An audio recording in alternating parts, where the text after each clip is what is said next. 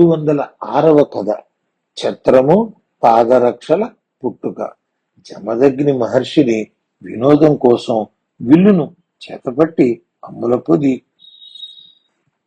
తీసుకుని భార్య రేణుకతో ఇంటి నుంచి దూరంగా వెళ్ళాడు. బాణాలు సంధిస్తూ దూరంగా గురి చూసి వదులుతున్నాడు.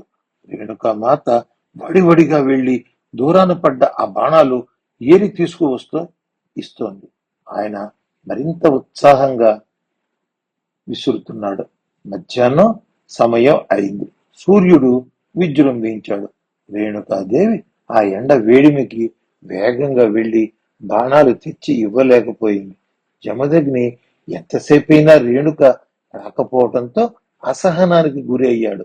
ఎంతో ఉసూరుమంటూ కాళ్ళు ఈడ్చుకుంటూ ఆమె వచ్చింది. జమదగ్ని, ఏమిటి ఇంత ఆలస్యం? నీ కొరకు ఎదురు చూస్తున్నాను అన్నాడు. సూర్యతాపానికి నేల వేడెక్కింది, కాళ్ళు కాలిపోతున్నాయి, అడుగు వేయలేకపోయాను. ఆ వేడిమికి శిరస్సు వేదనకు గురి అయింది. వృక్షము కింద కొద్దిసేపు నిలబడి సేద తీరి వచ్చాను అన్నది. ఏమీ, సూర్యుడు నీకు కష్టం కలిగించాడా? తన వేడి కిరణాలతో నిన్ను బాధించాడా? చూడు, ఇప్పుడే ఆ సూర్యుని నా బాణాల వేడిలో రగుల్చుతాను అని విల్లు ఎత్తాడు. సూర్యుడు జమదగ్ని ఆగ్రహం గ్రహించాడు. బ్రాహ్మణ వేషంలో జమదగ్నిని సమీపించాడు. ఆగ్రహాన్ని విడిచి శాంతాన్ని ధరించమన్నాడు. నీవెవరువు? నీ ప్రేలాపనలు చాలించు, ప్రక్కకు తొలుగు, ఇప్పుడే ఆ సూర్యుని నేలకూలుస్తాను అన్నాడు. మునిశ్రేష్ఠ, దయ కలిగిన మునులు క్రూర ప్రవృత్తి కలిగి ఉంటారా? ఇది మీకు తగదు. సూర్యుడు నీరు ఇవ్వటం వలన ఓషధులు పెరుగుతున్నాయి. ఆ ఓషధుల వల్ల దేవతలకు బలం కలుగుతోంది. సూర్యుడు నేల కూలితే దేవతలు బలహీనపడతారు. ఇది లోకాలకు అమంగళం అని చెప్పిన జమదగ్ని వినలేదు. సూర్యుడు తన నిజ స్వరూపంతో జమదగ్ని ముందర చేతులు జోడించి నిలుచున్నాడు. నేనే సూర్యుడను. నా వలన కలిగిన కష్టానికి మన్నించు. నీవు దయామయుడు అని ముల్లోకాలు కీర్తిస్తున్నాయి. నిన్ను శరణు వేడుతున్నాను, రక్షించు అని అడిగాడు. జమదగ్ని శాంతించాడు. సూర్యుడు తన సంకల్పంతో ఒక ఛత్రము, పాదరక్షలు సృష్టించి రేణుకామాతకు ఇచ్చాడు.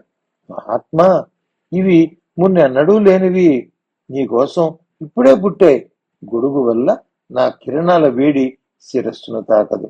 పాదరక్షలు ధరించినందువల్ల భూమిపై జరించే ఉష్ణబాధ ఉండదు. భక్తితో అపూర్వమైన ఈ 2 విద్యావేత్తలకు దానం ఇచ్చుటచే విశేష ఫలం పొందుతారు. జనులు ఇహలోకంలో సుఖం, పరలోకంలో ఉత్తమ గతులు పొందుతారు అని సూర్యుడు అనుగ్రహించాడు. జమదగ్ని ఆ సూర్యుని ఆదరించి ప్రియమైన మాటలు చెప్పి పంపివేశాడు. అక్కడి నుండి గొడుగు, పాదరక్షలు విశేష కార్యక్రమంలో దానం ఇవ్వటం జనులు ప్రారంభించారు. గొడుగు, పాదరక్షలు ధరించి జనులు సుఖపడ్డారు. గొడుగు, పాదరక్షలు దానం చేయటం వలన గోలోకం మొదలైన ఉత్తమలోక ప్రాప్తి కలుగుతుంది. 207వ కథ. గౌతముడు ఇంద్రుడు సంవాదం. గౌతముడు అను విప్రుడు వనంలో తపస్సు చేసుకుంటున్నాడు. ఒకనాడు తల్లిని కోల్పోయి వనంలో సంచరిస్తున్న ఏనుగు పిల్ల కనిపించింది. దాని యందు దయతో తెచ్చి తన బిడ్డవలే పెంచి పెద్ద చేశాడు. ఇంద్రుడు అక్కడి రాజు ధృతరాష్ట్రుని రూపంలో వచ్చి ఏనుగును తీసుకెళ్లబోయాడు. మునిని చూసి దీన్ని నాకు ఇవ్వమని కోరాడు. గౌతముడు, ఓ రాజా, ఇది నాకు పుత్రుని వలె సేవలు చేస్తుంది, నా పర్ణశాలను రక్షిస్తుంది. మానవులకుండే బుద్ధి, చతురత దీనికి ఉన్నాయి. నేను దీనిని నీకు ఇవ్వలేను అని చెప్పాడు. రాజు రూపంలో ఉన్న ఇంద్రుడు మునులకు, ఏనుగులెందుకు? నీకు 1000 గోవులను ఇస్తాను, బంగారం ఇస్తాను అని చెప్పాడు. గౌతముడు, దీనికి బాల్యంలోనే తల్లి చనిపోయింది. వాత్సల్యంతో పెంచాను. దీని మీద నాకు మమకారం ఎక్కువ, నేను ఇవ్వలేను అని చెప్పాడు. రాజుకు ఏనుగును తీసుకుపోవటం ధర్మమైన విషయమే. అయినా నీ అంగీకారంతో తీసుకువెళ్ళదలిచాను కాబట్టి ఇంతలా అడుగుతున్నాను. ప్రేమగా ఏనుగును నాకివ్వు అని అడిగాడు. గౌతముడు, సరే, పాప పుణ్యములు బేరీజు వేసే యమలోకానికి రా, అక్కడ ఏనుగు నీకిస్తాను అన్నాడు. ఇంద్రుడు, నాస్తికులు పాపాత్ములు వెళ్లే చోటుకు నేనెందుకు వస్తాను అన్నాడు. గౌతముడు, యముడు పుణ్యాత్ముడు కదా, గౌరవించాలి కదా అన్నాడు. ఇంద్రుడు, యముడు తన అక్కను రక్షిస్తూ ఉంటాడు, తల్లిదండ్రుల యందు భక్తిగల పుణ్యాత్ముడు, కాబట్టి అక్కడికి రాను అన్నాడు. గౌతముడు, గంగ ఒడ్డుకు వస్తే ఏనుగును అక్కడ ఇస్తాను అన్నాడు. ఇంద్రుడు, అతిథులకు పెట్టగా మిగిలిన అన్నం తినేవారు, దానాలు పుచ్చుకోని వారు అక్కడకు పోతారు, కాబట్టి అక్కడికి కూడా రాను అన్నాడు. గౌతముడు, పోని మేరు పర్వతపు ఉద్యానవనంలోకి వస్తే ఏనుగునిస్తానన్నాడు. ఇంద్రుడు, అక్కడి జనులు శుతిమెత్తని హృదయం గలవారు, నేను రాను అన్నాడు. గౌతముడు, నారదుడు విహరించే పూలవనంలో ఏనుగునిస్తాను, అక్కడికి రమ్ము అన్నాడు. అది కిన్నెరులకు రమ్యమైనది, అప్సరసలకు ప్రియమైనది, అక్కడికి రమ్ము అన్నాడు. ఇంద్రుడు, దేవతలకు మునులకు ఆనందం కలిగించేవారు వెళ్లే ప్రదేశం, ఆ ప్రదేశం నాకు ఇష్టం లేదు అన్నాడు. గౌతముడు, ఉత్తర కురుభూములు దేవతలకు కూడా ప్రియమైనవి, ఇంద్రుడు కూడా అక్కడకు వెళ్లి ఎవరు ఏదినా కోరి ఇస్తూ ఉంటాడు, అక్కడ ఏనుగుని ఇస్తాను, వచ్చి తీసుకెళ్ళమని కోరాడు. ఇంద్రుడు, ఆ ప్రదేశం కోరిక హింస లేని వారికి మాత్రమే, కాని నాకు కాదు అన్నాడు. గౌతముడు, పోని ఇంద్రుని ఇంటి వద్ద ఇస్తాను అన్నాడు. దానం అంటే ఇష్టం ఉన్నవాడు, ఓర్పు గలవారు, దానం పుచ్చుకునేవారు వెళ్లే ప్రదేశం అది, నేను రాను అన్నాడు. గౌతముడు, సూర్యుని వద్ద ఇస్తానన్నాడు. ఇంద్రుడు, తపస్సు యథాధ్యయనం ఇష్టంగా చేసేవారు వెళ్ళవలసిన ప్రదేశం, నేను రాను అన్నాడు. గౌతముడు, వరుణుని గృహంలో ఇస్తాను అన్నాడు. ఇంద్రుడు, అగ్నిహోత్రాలు యజ్ఞాలు చేసేవారు అక్కడికి చేరుకుంటారు, నేను రాను అన్నాడు. గౌతముడు, ఇంద్రుని వద్దకు వెడదాం, మానవులందరికీ ఆయన స్థానం అంటే ఇష్టం, అక్కడికి రమ్మన్నాడు. ఇంద్రుడు, సూర్యులు నిండు నూరేళ్లు జీవించిన వారు అక్కడికి వస్తారు, నేను రాను అన్నాడు. గౌతముడు, సరే, బ్రహ్మలోకానికి వెళ్దాం పదా అన్నాడు. ఇంద్రుడు, అశ్వమేధాలు చేసిన వారు ఉండే ప్రదేశం నాకెందుకు, నేను రాను అన్నాడు. గౌతముడు, శోకం మోహం లేని గోలోకంలో ఏనుగునిస్తాను రమణమన్నాడు. ఇంద్రుడు, తీర్థాలు సేవించిన వారు, గోదాన ఫలం సంపాదించిన వారు వస్తారు, నేను అక్కడికి రాను అన్నాడు. ఆఖరుగా శీతోష్ణాలు, సుఖ దుఃఖాలు, మిత్ర శత్రువులు, జంట భావాలు లేని బ్రహ్మలోకంలో ఇస్తాను, అక్కడికి రమ్మనమని గౌతముడు అడిగాడు. ఇంద్రుడు, ఇంద్రియ నిగ్రహం గలవారు, వ్రతాల యందు నిష్ఠ గలవారు, ఆధ్యాత్మ విద్య యందు ఆసక్తి కలగవారు ఉండే చోటు, దానిని చూడటం నాకు అయ్యే పనియేనా అన్నాడు. గౌతముడు, నిన్ను ఇంద్రునిగా గుర్తించాను, అన్ని లోకాలు సంచరించేవాడు, నీకు కీడు కలగదు కదా. ఇంద్రుడు, ఓ మహానుభావ, ఏనుగు వంక పెట్టి నిన్ను సంవాదంలోకి లాగినందుకు నన్ను శిక్షించు అన్నాడు. గౌతముడు, ఈ ఏనుగు నా బిడ్డ, దీనిని నాకు ఇవ్వమని ప్రార్థించాడు. ఇంద్రుడు, నీకు దానికి నీ మీద ఉన్న వాత్సల్యాన్ని, బంధాన్ని చూశాను, నేను మిమ్మల్ని విడదీసి పాపం మూటకట్టుకుంటానా? నీకు అపారమైన జ్ఞాన సంపద ఉండటం చేత నన్ను గుర్తుపట్టగలిగావు. నీవు నీ కొడుకు లాంటి ఏనుగు నా లోకంలో శాశ్వత నివాసానికై రండి అని వారిని స్వయంగా ఇంద్రుడు స్వర్గానికి తీసుకువెళ్ళాడు. పుణ్యకర్మలు అనేక రీతులు ఉన్నట్లు స్వర్గలోకంలోని ఆనందం కూడా అనేక రీతులలో ఉంటుంది. 208వ కథ, శివస్వరూపం. హిమవత్ పర్వతం మీద లతలు పొదలు కూడిన అందమైన ఉద్యానవనం ఉంది. ఆ ఉద్యానవనంలో పరమేశ్వరుడు బంగారు పీఠంపై ఆసీనుడై ఉన్నాడు. పులి చర్మాన్ని వస్త్రంగా ధరించాడు, సర్పములను ఆభరణములుగా ధరించాడు, దేహమంతా విభూతితో అలంకరించుకున్నాడు. దేవతలు, సిద్ధులు, విద్యాధరులు, మహర్షులు, అనేక భూత సముదాయములు స్వామిని భక్తితో కొలుస్తున్నారు. పుణ్యనదులు, దిక్కులు స్త్రీ రూపం ధరించి వచ్చి పార్వతీదేవి వెంట రాగా పార్వతి శివుని సమీపించింది. చిరునవ్వుతో తమ్మిరేకులను వెక్కిరించే సోయగం గల ఆమె అరచేతులతో స్వామికి వెనుకగా వచ్చి స్వామి కనులు పరిహాసంగా మూసింది. ఒక్కసారి ముల్లోకాలు అంధకారమైపోయినాయి. సూర్యచంద్రులు, అగ్ని, నక్షత్రాలు మూసుకుపోయినట్లయింది. వెనువెంటనే శివుడు తన మూడవ కంటిని తెరిచాడు. పార్వతీదేవి కలవరపడి స్వామి పాదాలపై వ్రాలింది. తను మూడవ కన్ను తెరవగానే హిమాలయం అగ్నితో నిండిపోయింది. పరమశివుడు ప్రసన్నుడవగానే మరల హిమాలయం ప్రశాంతతను పొందింది. పార్వతి కుతూహలంతో స్వామిని మూడవ కన్ను తెరవవలసిన ఆవశ్యకత ఎందుకు కలిగింది అని అడిగింది. శివుడు, పార్వతి, సర్వలోకాలు నా స్వరూపమే. నీవు నా కన్నులు మూసావు, నాకు చీకటి కలిగింది. అందుకే లోకాలకు చీకటి కలిగింది. నీవు ప్రేమతో నా కన్నులకు నీ చేతులు అడ్డు పెట్టావు. ఆ మధురానందం దూరం కాకూడదని మూడవ కన్ను తెరిచి లోకాలకు వెలుగునిచ్చాను అని చెప్పాడు. పార్వతీదేవి శివునితో ఉల్లాసంగా సంభాషణ మొదలుపెట్టింది.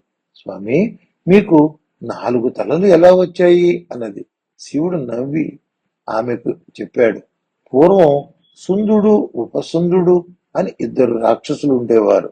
వారి శక్తి చాలా గొప్పది. అస్త్రశస్త్రాలు వారిని ఏమీ చేయలేని స్థితి. అందుకని విశ్వకర్మ సమస్త లోకాల నుండి నువ్వు గింజంత అందచందాలను ప్రోగు చేసుకుని వచ్చి ముల్లోకాలలో సాటిరాని అద్భుత సౌందర్య రాశి అయిన తిలోత్తమను సృష్టించాడు. ఆమె నా చుట్టూ ప్రదక్షిణ చేసింది. ఆమె దేవకార్యానికై నియోగించబడినది. అందుచేత నేను 4 దిక్కులు 4 ముఖాలు పెట్టి ఆమెను చూశాను. అప్పటి నుండి 4 ముఖాలు స్థిరపడిపోయినాయి అని చెప్పాడు. పార్వతీదేవి, స్వామి, నీ కంఠంలో నలుపు ఎలా జరిగింది అని అడిగింది. దేవదానవులు అమృతం కోసం సముద్ర మథనం చేశారు. అందులో నుండి హాలాహలం పుట్టింది. అది లోకాలను దహించి వేస్తోంది. అందుచేత దానిని నా కంఠంలో నిలిపి ఉంచాను. కంఠం నల్లబడింది. అందరూ నీలకంఠుడని కీర్తించారు అన్నాడు. పార్వతి శివునితో, ఎంతో ఇష్టంగా ఎల్లప్పుడూ పినాకాన్ని ధరిస్తావు, ఎందువలన అని అడిగింది. శివుడు కృతయుగంలో కణ్వ మహర్షి తీవ్ర తపస్సు చేశాడు. ఆయన చుట్టూ పెద్ద పుట్ట ఏర్పడింది. ఆ పుట్టపై వెదురు మొలిచింది. అది సామాన్యమైన వెదురు కాకుండా చాలా పొడవు, వెడల్పు కలిగి ఉంది. బ్రహ్మ కణువునికి ప్రత్యక్షమై వరమిచ్చి పంపాడు. ఆ వెదురు తాను తీసుకున్నాడు. లోక కళ్యాణం కోసం ఆ వెదురుతో పినాకము, సారంగము అని 2 విల్లులు, చివరి ముక్కతో గాంధీవమును తయారు చేశాడు. పినాకమును నాకు, సారంగమును విష్ణువుకు ఇచ్చాడు. 3వ విల్లును తాను తీసుకుని తన లోకానికి వెళ్ళాడు అని చెప్పాడు. పార్వతి, వృషభ వాహనం ఎందుకు ఎంచుకున్నావు అని అడిగింది. శివుడు, నేను తపస్సు చేస్తున్నప్పుడు గోవులు శబ్దం చేసి నా తపస్సుకు భంగం కలిగించాయి. నాకు ఆగ్రహం కలిగింది. బ్రహ్మ దేవతలతో వచ్చి నన్ను శాంతింపచేసి నన్ను గోపతిని చేసి వృషభమును కానుకగా ఇచ్చారు. ఆ వృషభాన్ని నా వాహనంగా చేసుకున్నా, నా ధ్వజంగా ఎంచుకున్నాను అని చెప్పాడు. పార్వతి శివునితో, సుందర భవనాలలో నివసించక శ్మశానాలలో నివసించటానికి కారణమేమిటని అడిగింది. శివుడు, మోక్షమందు ఆసక్తి పరులైన మహర్షులు, జనులు జనసాంద్రత లేని శ్మశానం పవిత్ర స్థానంగా కొనియాడుతారు. అందుచేత అక్కడ స్థిర నివాసం ఏర్పాటు చేసుకున్నాను. సర్వభూతాలు ఒక్కటే తిరుగాడే ప్రదేశము. అందుచేత దాని మీద మక్కువ నాకు అన్నాడు. పార్వతి, ఒంటి నిండా విభూతి రాసుకోవటం ఏమిటి? ఎముకల దండలు ధరించడం ఏమిటి? సర్పములు, ఆభరణములు ఏమిటి? గొడ్డలి, శూలం ఏమిటి? ఇవన్నీ ధరించటం వలన భయంకర స్వరూపుడుగా ఉన్నావు కదా అని అడిగింది. శివుడు, లోకాలు చల్లదనం, ఉష్ణం అనే 2 కలబోతగా ఉంటాయి. లోకాలు సౌమ్యము, ఆగ్నేయము కలయికతో ఉంటాయి. విష్ణువు సౌమ్యము తీసుకున్నాడు. నేను ఆగ్నేయం అనగా అగ్ని సంబంధమైన దానిని స్వీకరించాను. అగ్ని సంబంధమైన రూపు ధరించాలి కనుక ఈ రూపు ధరించాను అని చెప్పాడు. పార్వతి చంద్రుని తలపై ధరిస్తున్నావెందుకు అని అడిగింది. దక్షయజ్ఞంలో నేను ఆగ్రహంతో అక్కడ వారిని బాధ పెట్టాను. చంద్రుని పడవేసి తొక్కాను. చంద్రుడు నన్ను శరణు కోరాడు. చంద్రునికి బాధ పోగొట్టడానికి ఇంతకంటే వేరేది వానికి తృప్తినివ్వదని నేరుగా నా శిరస్సును ధరించాను అని చెప్పాడు. పార్వతీదేవి పరవశించింది. మునులు శివస్వరూపం తెలుసుకొని మహదానందపడ్డారు. 209వ కథ. శ్రీకృష్ణునికి దుర్వాసుని వరం. దుర్వాస మహర్షి శ్రీకృష్ణుని నివాసానికి వెళ్లి దర్శించాడు. దుర్వాసుడు మహాకోపిష్టి. ఆయన ఎప్పుడు నవ్వుతాడో, ఎప్పుడు ఆగ్రహం చెందుతాడో తెలియని స్థితి. ఎప్పుడు అనుకూలంగా ఉంటాడో, ఎప్పుడు ప్రతికూలంగా ఉంటాడో తెలియదు. కొంతకాలం ఆహారమే తీసుకోడు. ఇంకొకసారి వండిన పదార్థం అంతా తానొక్కడే తినేవాడు. ఒకసారి పట్టు పరుపుల మీద శయనించేవాడు. ఇంకొకసారి కట్టిక నేలపై తలవాల్చేవాడు. ఎక్కడికి పోతున్నాడో, ఎప్పుడు వస్తాడో తెలియదు. అటువంటి దుర్వాసుడు శ్రీకృష్ణుని ఇంటికి వెళ్ళగానే నాకు పాయసం కావాలి అని అడిగాడు. శ్రీకృష్ణుడు పాయసం వండించి పెట్టాడు. తాను కొంత తిని శ్రీకృష్ణుని మిగిలిన పాయసం తన ఒంటికి పూయమన్నాడు. శ్రీకృష్ణుడు పాయసం దుర్వాసుని ఒంటికి పూశాడు. శ్రీకృష్ణుని చెంత ఉన్న రుక్మిణికి ముని కొంత పాయసం పూశాడు. రుక్మిణిని రథానికి కట్టి తాను రథానికి కూర్చున్నాడు. ముళ్ళు కర్రతో ఆమెను పొడిచి వేగంగా రథాన్ని లాగమన్నాడు. వీధులన్నీ రథంపై ఊరేగాడు. రథం వెనుక శ్రీకృష్ణుడు మౌనంగా నడిచాడు. యాదవులు, నగర ప్రజలు రుక్మిణి రథం లాగటాన్ని సహించలేకపోయారు. కాని శ్రీకృష్ణుడే మౌనంగా అనుసరిస్తున్నప్పుడు చేసేది లేక వారు అనుసరించారు.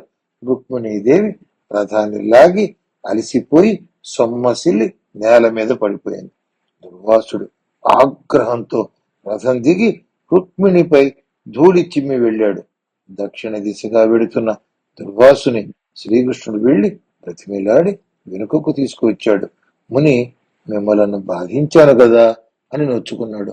దుర్వాసుడు శ్రీకృష్ణుడితో, కృష్ణ, నీవు కోపాన్ని జయించావు. నీకు వరం ఇస్తాను, కోరుకో అన్నాడు. జనులందరూ నిన్ను భక్తిగా ప్రేమగా కొలుస్తారు. వారి మొక్కులు పూజలు అందుకుంటూ సాటి లేని మహిమతో వర్ధిల్లుతావు అని వరం ఇచ్చాడు. శ్రీకృష్ణ, నీవు పరమాన్నం నా ఒంటి నిండా పులిమినావు, కాని అరికాలలో మాత్రం పూయలేదు. అందుచేత నీ అరికాలులో తప్పించుకోలేని అపాయం కలుగుతుంది. ఆపద నీకు పరమపద ప్రాప్తికి సోపానం అవుతుంది. దానిని అశుభం అనుకోవద్దు అని చెప్పాడు. దుర్వాసుడు రథం లాగి అలసిపోయిన రుక్మిణిని అనుగ్రహించాడు. ఓ మాత, సౌందర్యమునందు సౌభాగ్యమునందు నీకు ఎవ్వరూ సాటిరారు.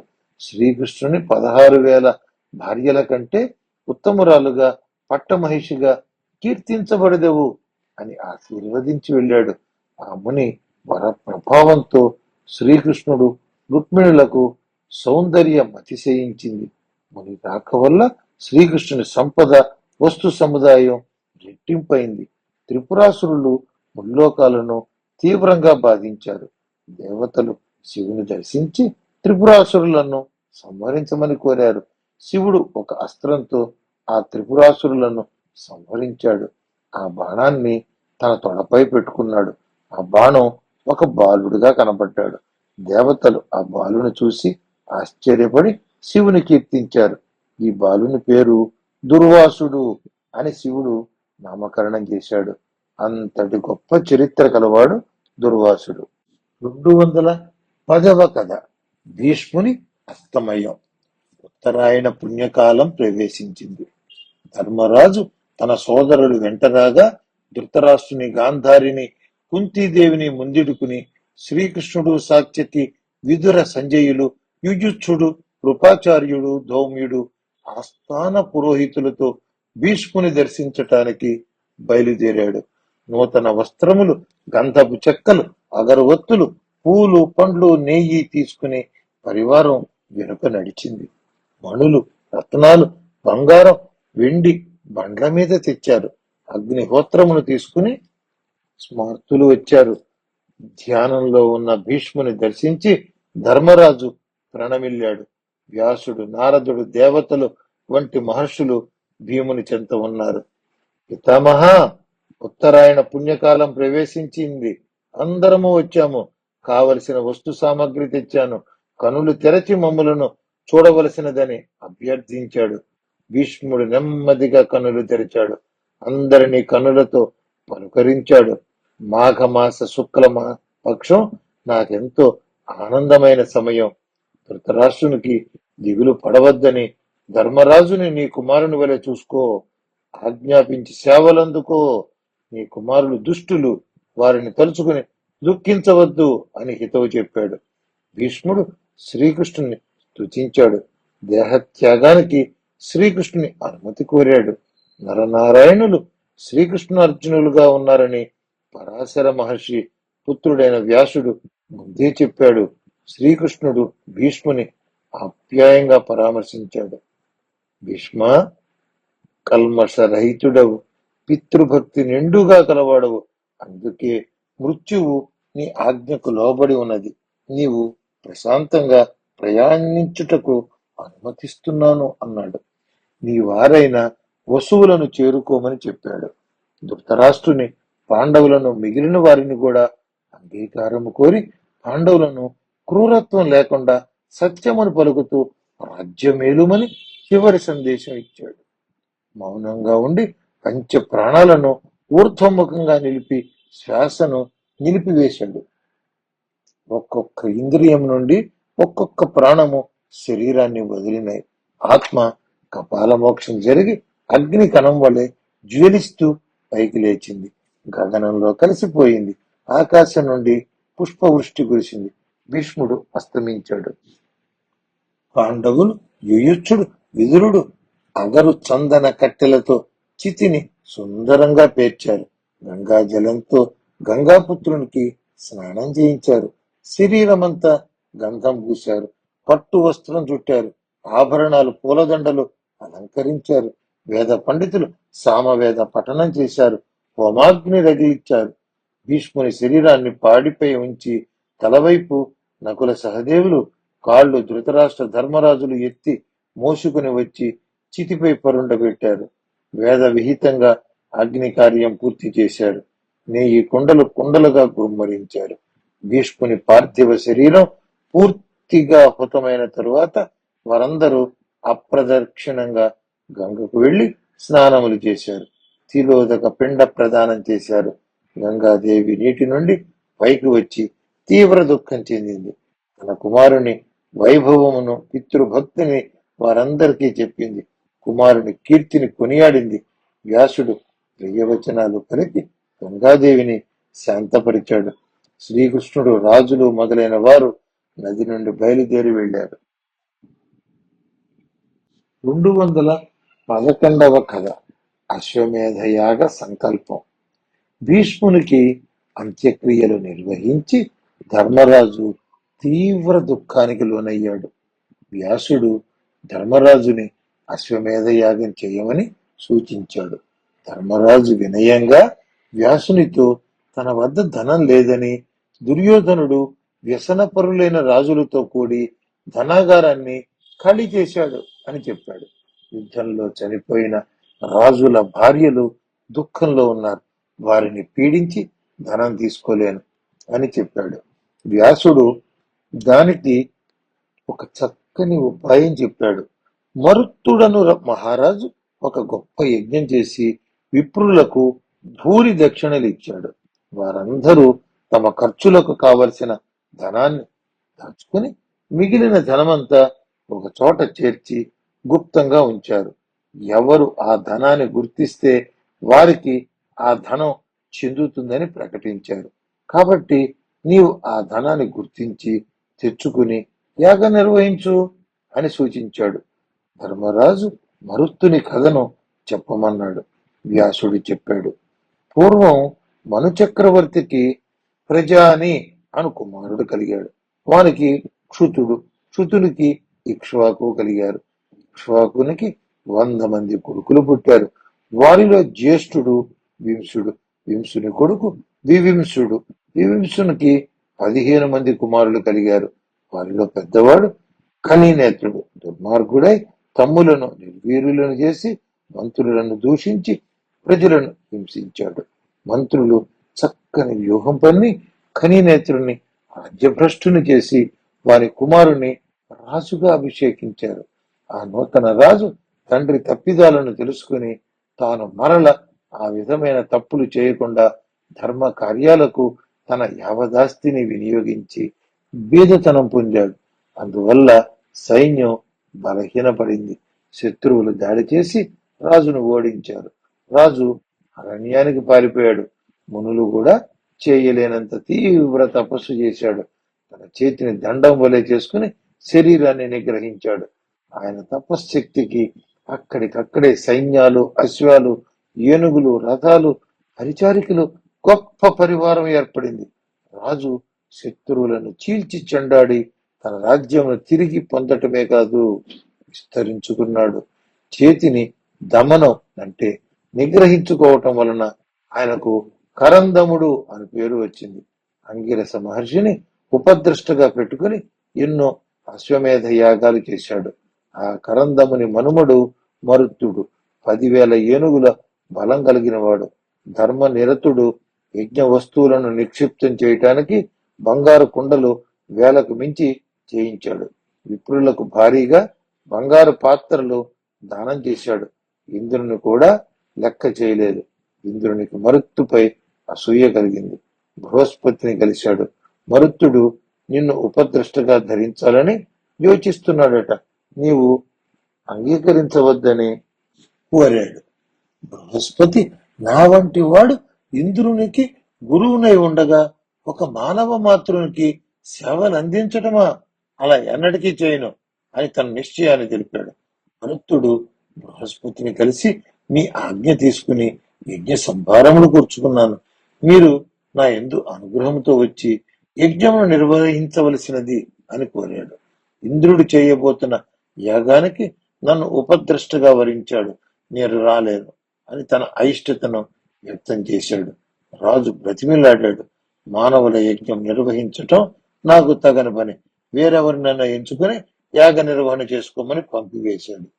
మహాచక్రవర్తి మరుత్తు చిన్నబుచ్చుకుని వస్తుండగా నారద మహర్షి వచ్చి కలిశాడు. విషయం తెలుసుకున్నాడు. అంగిరసుని ద్వితీయ పుత్రుడు బృహస్పతికి తమ్ముడు అయిన సంవర్తుడు అను ఋషి నీకు సహాయం చేసి యజ్ఞ నిర్వహణ చేస్తాడు. ఆయన ప్రస్తుతం దిగంబరుడై సర్వసంగ పరిత్యాగి అయి తిరుగుతున్నాడు. కాశీలో ఉంటాడు. పిచ్చివాని వలె తిరుగుతూ ఉంటాడు. నీవు ఒక శవాన్ని ముందర పెట్టుకుని కూర్చో. ఎవరు వచ్చి శవాన్ని చూసి వడివడిగా వెళ్ళిపోతారో ఆయనే సంవర్తుడని గుర్తించు. నారద మహర్షి పంపాడని చెప్పు అని దీవించి పంపించాడు. మరుత్తు కాశీకి వెళ్లి ఒక శవమును తెప్పించి నగర ద్వారం వద్ద పెట్టుకుని నిరీక్షిస్తున్నాడు. సంవర్తుడు వచ్చి శవాన్ని చూసి భీతి చెంది పరుగెత్తాడు. మరుత్తు ఆయనను సంవర్తునిగా గుర్తించి వెంబడించాడు. సంవర్తుడు దుమ్ము ఎత్తిపోశాడు. తిట్ల దండకం చదివాడు. మరుత్తు చెలించకుండా వెంబడించాడు. సంవర్తుడు అలా వెళ్లి ఒక మర్రి చెట్టు వద్ద కూర్చున్నాడు. మరుత్తును దయతో దగ్గరికి పిలిచాడు. ఎందుకు నా వెంట పడుతున్నావు అని అడిగాడు. మరుత్తు తన యజ్ఞానికి ఉపద్రష్టగా వ్యవహరించమని కోరాడు. నారద మహర్షి చెప్పగా మిమ్ములను వెతుక్కుంటూ వచ్చాను అని తెలిపాడు. బృహస్పతి నిరాకరించి అవమానించాడు. మీరు అనుగ్రహించాలి అని వేడుకున్నాడు. సంవర్తుడు తనను కూడా తన అన్న అవమానం చేశాడని చెప్పాడు. నేను నీ యజ్ఞాన్ని నిర్వహిస్తాను అని అంగీకారం తెలిపాడు. యాగ నిర్వహణ సమయంలో ఇంద్రుడు బృహస్పతి ఆటంకాలు సృష్టించవచ్చు. నీవు నిశ్చలంగా దృఢంగా ఉండాలి అని నియమం చెప్పాడు. సంవర్తుడు నిన్ను ఇంద్రుని కంటే ధనవంతునిగా చేసి నీ చేత యజ్ఞం పూర్తి చేయిస్తా అని ధైర్యం చెప్పాడు. హిమాలయములలో ముంజవంతం అనే పర్వతం మీద శివపార్వతులు, దేవతలు, సిద్ధులు మొదలైన వారందరితో కూడి విహరిస్తారు. అక్కడి రాళ్ళు, మన్ను అంతా బంగారమే.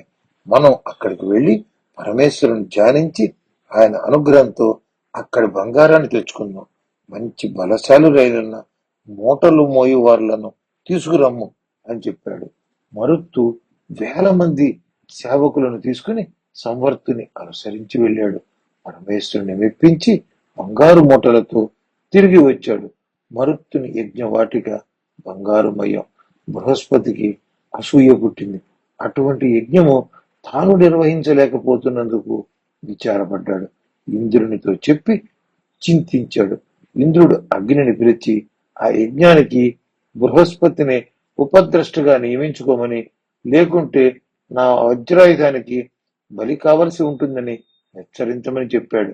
మరుత్తు వద్దకు వచ్చి అగ్ని వచ్చి ఇంద్రుని ఆదేశం తెలియజేశాడు. మరుత్తు దృఢచిత్తుడై తాను సంవర్తునితో తప్ప వేరెవరితోనూ యజ్ఞ నిర్వహణ చేయించుకోలేనని దృఢంగా చెప్పాడు. సంవర్తుడు అగ్నిని వెంటనే వెనుకకు వెళ్ళకపోతే దహించి వేస్తానని హుంకరించాడు. అగ్ని భయపడి ఇంద్రుని వద్దకు వెళ్లి మరుత్తు నిరాకరించాడని చెప్పాడు. ఇంద్రుడు మరలా వెళ్లి ప్రయత్నించమన్నాడు. అగ్ని సంవర్తును చూసి నాకు భయం కలిగింది, నేను వెళ్ళలేను అన్నాడు. ఇంద్రుడు గంధర్వరాజు ధృతరాష్ట్రుని పంపాడు. మరుత్తు తన నిర్ణయం మార్చుకోలేనని ధృతరాష్ట్రునికి చెప్పాడు. ఇంతలో వజ్రాయుధం భయంకర ధ్వనితో వచ్చేస్తోంది. మరుత్తు అక్కడి జనం భయపడ్డారు. సంవర్తుడు సంస్తంభ విద్యతో వజ్రాయుధాన్ని నిరోధిస్తాను, నీకు ఏమి కావాలో వరం అడుగు ఇస్తాను అని మరుత్తుతో అన్నాడు. మరుత్తు సంవర్తుని యందు పూర్తి నమ్మకంతో ఇంద్రుడు మిగిలిన దేవతలు పంతం మాని నా యజ్ఞములో వారి వారి హవ్యభాగాలు స్వీకరించేటట్లుగా వరమీయమని వేడుకున్నాడు. సంవర్తుడు తన తపశ్శక్తితో ఇంద్రుడు దేవతలు వచ్చి హవిర్భాగములు తీసుకుని మరుత్తును దీవించినట్లుగా చేశాడు. దేవతలు వచ్చారు, అప్సరసల నాట్యం చేశారు. యజ్ఞం వైభవోపేతంగా పూర్తి అయింది. మరుత్తు యజ్ఞమునకు వినియోగించిన బంగారు పాత్రలు, బంగారు యజ్ఞ వాటికను కూడా విప్రులకు దానం చేశాడు. విప్రులు ఆ కనకరాశిని ఒక చోట గోప్యంగా దాచారు. వ్యాసుడు ధర్మరాజుకు గుప్తంగా దాచిన కనక రాశిని కనుగొని తెచ్చుకొని కోశాగారం నింపుకోమని చెప్పాడు. శ్రీకృష్ణుడు ధర్మరాజుకు మమ అన్న 2 అక్షరాలు మృత్యువుకు సంకేతం అని, నమమ అను 3 అక్షరాలు బ్రహ్మమునకు సంకేతం అని చెప్పాడు. మమ అంటే నాది, నమమ అంటే నాది కాదు. నమమ అనుకోవటం బంధాల నుండి విముక్తికి హేతు అవుతుంది. నీవు చేసే ఏ పని నీది కాదు, చేసేది చేయించేది ఆ పరమాత్మే. కాబట్టి నీవు దుఃఖాన్ని వీడి అశ్వమేధ యాగానికి సిద్ధమవ్వమని హితవు పలికాడు. ధర్మరాజు అశ్వమేధ యాగం చేయ సంకల్పించాడు. నారదుడు వ్యాసుడు ధర్మరాజును వీడి వెళ్ళిపోయాడు.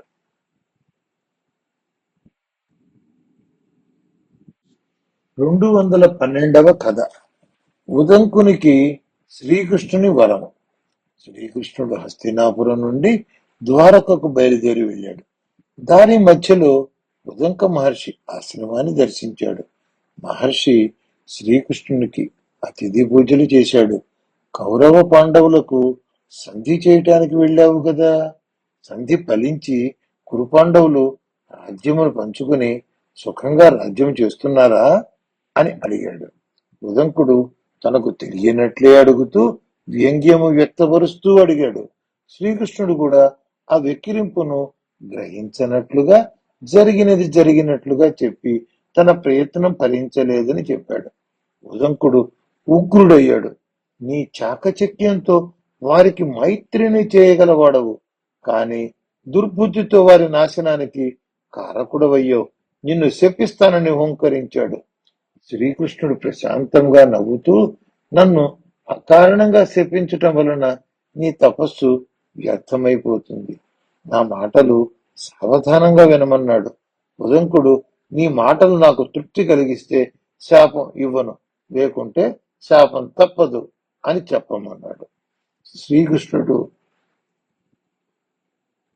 మరుత్తులు, వసువులు, దేవతలు అందరూ తన నుండే పుట్టారని చెప్పాడు. సృష్టి యందు నిలిచి ఉన్నాను, నా యందే సృష్టి మొత్తము నిలిచి ఉన్నది. జ్ఞానము అజ్ఞానము అనే రెండు తత్వాలు రెండు నేనే అని చెప్పాడు. వేదాంగాలు, 4 వర్ణాలు, 4 ఆశ్రమాలు అన్నీ నా స్వరూపాలే అని చెప్పాడు. నా మనస్సులో జన్మించిన యముడు నా జ్యేష్ఠపుత్రుడు. నేనే బ్రహ్మనై సృష్టిస్తాను, నేనే విష్ణువుగా స్థితి కొనసాగిస్తాను, నేనే శివుడినై లయను జరిపిస్తాను. ధర్మానికి గ్లాని ఏర్పడినప్పుడు నేనే అనేక అవతారాలు ఎత్తి ధర్మ స్థాపన చేస్తాను. కౌరవ పాండవుల సయోధ్యకు ఎంతో శ్రమించాను. భీష్మ వ్యాసాదులు మెచ్చుకున్నారు. దుష్టబుద్ధి కల కౌరవులు పాండవుల చేతిలో మరణించారు అని శ్రీకృష్ణుడు ఉదంకునికి యథార్థమును బోధపడేటట్లు చెప్పాడు. ఉదంకుడు ప్రసన్నుడై, నీవు చెప్పినవన్నీ నాకిది వరకే తెలుసు. అర్థం లేని కోపం నా వివేకాన్ని కప్పివేసింది. నీ అమృత వాక్కులతో నా మనస్సు తేలికబడింది. నేను అర్హుడనని నమ్మితే నీ విశ్వరూప దర్శన భాగ్యం కలిగించి నన్ను తరింపజేయమని అర్థించాడు.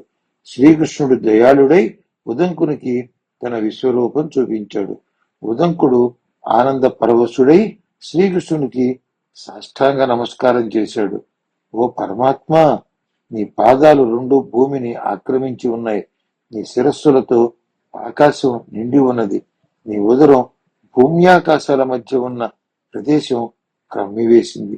నీ భుజాలు సర్వదిక్కులకు వ్యాపించి ఉన్నాయి. నీవే విశ్వముగా కనబడ్డావు.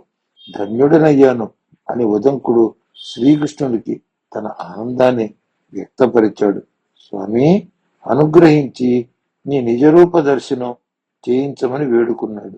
శ్రీకృష్ణుడు విశ్వరూపాన్ని వీడి తన రూపం ధరించాడు. శ్రీకృష్ణుడు నీకు వరం ఇస్తాను, కోరుకోమన్నాడు.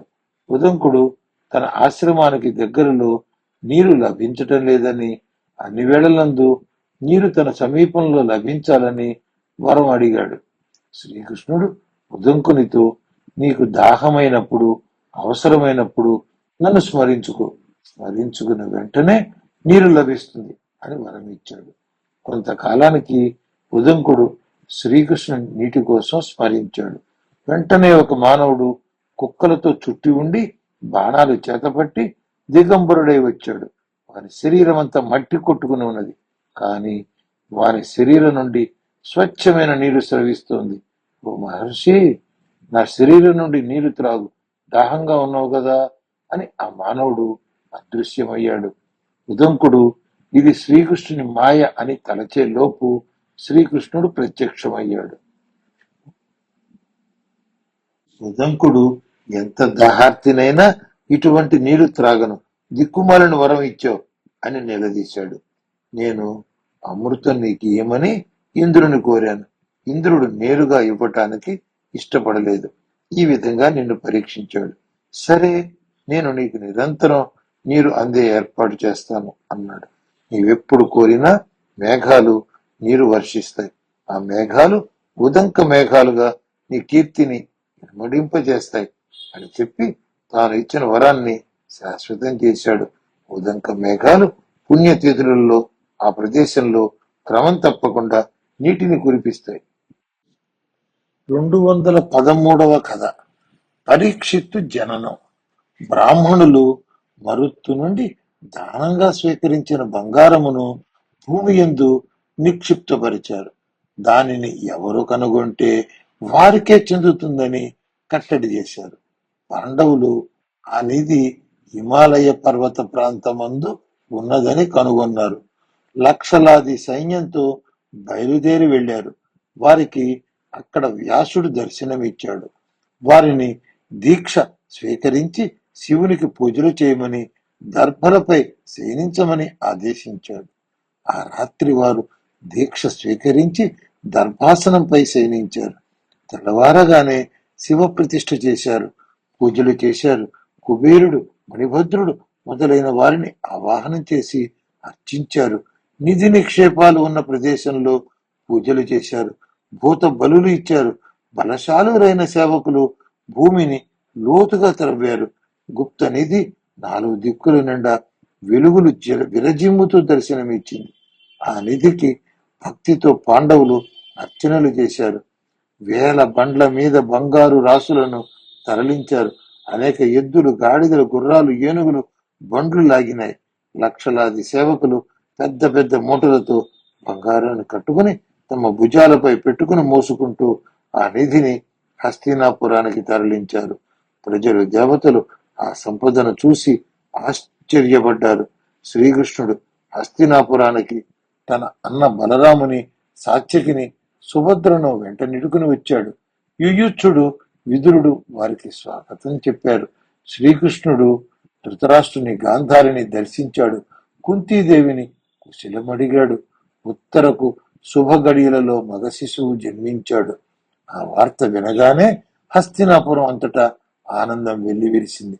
అంతలోనే శిశువు మరణించాడని వార్త విని అంతటా దిగులు క్రమ్ముకుంది. శ్రీకృష్ణుడు చెలించిపోయాడు. కుంతీదేవి దగ్గరకు సాత్యకిని వెంటబెట్టుకుని వెళ్ళాడు. కుంతి, సుభద్రలు శ్రీకృష్ణుని ఆ మగబిడ్డకు ప్రాణదానం చేయమని వేడుకున్నారు. అశ్వత్థామ ఇషేకాస్త్రం నుండి పుట్టిన అగ్నికి ఆహుతి అయ్యాడు. పుట్టిన పిల్లవాడు అని బోధించారు. శ్రీకృష్ణ, నీవు అశ్వత్థామ బ్రహ్మశిరోనామకాస్త్రం నుండి పాండవ వంశాంకురాన్ని రక్షిస్తావని ప్రతినబూనావు. నేడు ఆ ప్రతిజ్ఞను నిలబెట్టుకోమని అర్థించారు. శ్రీకృష్ణుడు తీవ్ర దుఃఖమును పొందాడు. దయ నిండుగా కలిగింది. నేను ఈ బిడ్డను బ్రతికిస్తాను అన్నాడు. స్త్రీలు వెంటరాగా ఉత్తర ఉన్న గృహానికి వెళ్ళాడు. ద్రౌపది సొమ్మసిల్లిపోయిన ఉత్తరను సేద తీర్చి లేపింది. శ్రీకృష్ణుడు వచ్చాడని తెలిపింది. ఉత్తరలే దీనంగా శ్రీకృష్ణుని ప్రార్థించింది.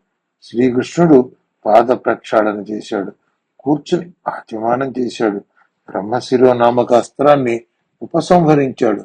బిడ్డని చెయ్యపై ఉంచమని ఆదేశించాడు. శ్రీకృష్ణుడు, నేను అసత్యం పలుకని వానినైతే, యుద్ధములో వెనుకంజ వేయని వానినైతే, ధర్మమందు ఆసక్తి కలవాడనైతే, మనస వాచ అర్జునుని యందు వైరము లేని వాడనైతే, ఈ శిశువు శరీరంలో జీవుడు ప్రవేశించి చిరాయువుగా వర్ధిల్లు కాక అని పలికాడు. ఆ శిశువు శరీరంలో కదలిక వచ్చింది. అవయవాలు కదిలించాడు. వెలుగెత్తి ఏడ్చాడు. ఆకాశవాణి శ్రీకృష్ణుని స్తుతించింది. ఉత్తర పట్టలేని ఆనందం పొందింది. బిడ్డనెత్తుకొని పాలిచ్చింది. బిడ్డలతో సహా శ్రీకృష్ణుని పాదాలకు మొక్కింది. శ్రీకృష్ణుడు అందరూ వింటుండగా తన వంశము పరిక్షీణం అనగా నశించగా జన్మించిన వాడు కాబట్టి వీరికి పరీక్షిత్తు అని నామకరణం చేశాడు. అలా పరీక్షిత్తుకు ఒక మాసం వయసు వచ్చేసరికి పాండవులు గుప్త నిధిని తీసుకుని హస్తినకు చేరుకున్నారు. పాండవులు శ్రీకృష్ణుని స్తుతించారు. నీ దయ వలన మా వంశం నిలబడిందని ఆనందాన్ని ప్రకటించారు. వ్యాసుడు హస్తినకు వచ్చాడు. అందరినీ దీవించాడు. అశ్వమేధ యాగానికి ఏర్పాట్లు చర్చించాడు. 214వ కథ. బభ్రువాహనుడు అర్జునుని జయించుట. అశ్వమేధ యాగానికి కావలసిన వస్తు సామగ్రిని ఏర్పాటు చేస్తున్నారు. ఉత్తమ అశ్వాన్ని అన్వేషించి తెచ్చి వ్యాసుని ఆమోదానికి పంపారు. వ్యాసుడు ఆ అశ్వాన్ని పరీక్షించి ఆమోదించాడు. అశ్వరక్షణకై అర్జునుడు సరి అయిన వాడని వ్యాసుడు నిర్ణయించాడు. భీముడు, నకులుడు రాజ్యరక్షణ చేస్తారు. సహదేవుడు కుటుంబ వ్యవహారాలు చక్కదిద్దుతాడు అని వ్యాసుడు ధర్మరాజుకు సూచించాడు. ధర్మరాజు ఆయన సూచనను పాటించాడు.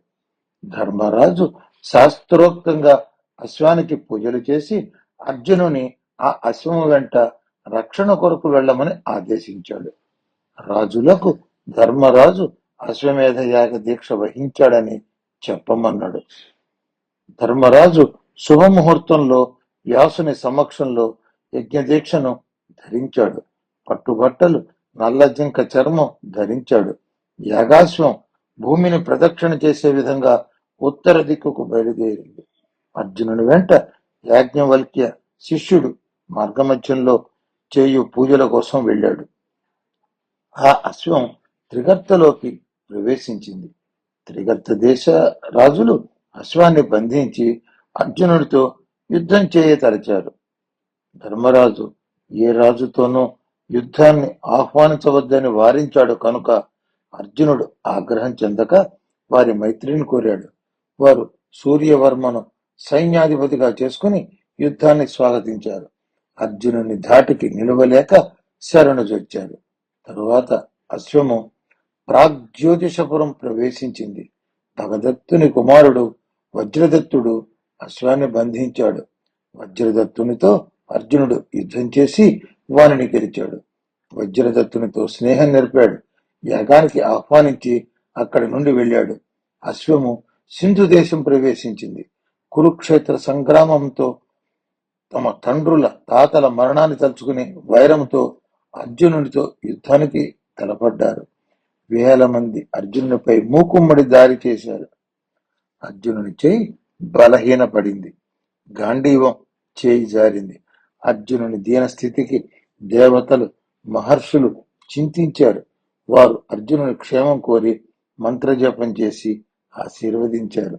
ఆ మంత్రబలంతో అర్జునుడు తేరుకుని మరల విజృంభించాడు. శత్రు సంహారం చేశాడు. మిగిలిన వారిని బుద్ధి తెచ్చుకుని తనతో మైత్రి సల్పమని వారిని అంగీకరింపచేశాడు. దుశ్శల తన మనుములతో దుఃఖిస్తూ అర్జునుని దర్శించింది. జరిగిన దానిని మరచి నీ మేనలుని పుత్రుని రక్షించు అన్నది. అర్జునుడు ఆమెను ఆదరించి అభయమిచ్చి పంపాడు. అలా అశ్వం వెంట పయనిస్తూ వారు బభ్రువాహనుడు రాజుగా ఉన్న మణిపురం అనే నగరాన్ని చేరుకున్నారు. బభ్రువాహనుడు వచ్చి అర్జునుని భక్తితో ప్రీతితో దర్శించాడు.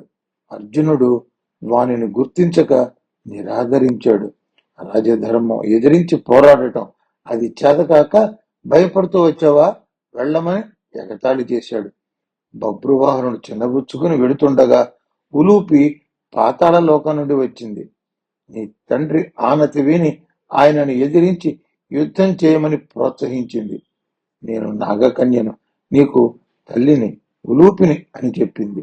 బభ్రువాహనుడు నా తండ్రి కూడా యుద్ధం చేయమని కోరాడు, నీవు అదే చెబుతున్నావు అని యుద్ధానికి సిద్ధమయ్యాడు. అర్జునుడు బభ్రువాహనుడు భయంకర యుద్ధం చేశారు.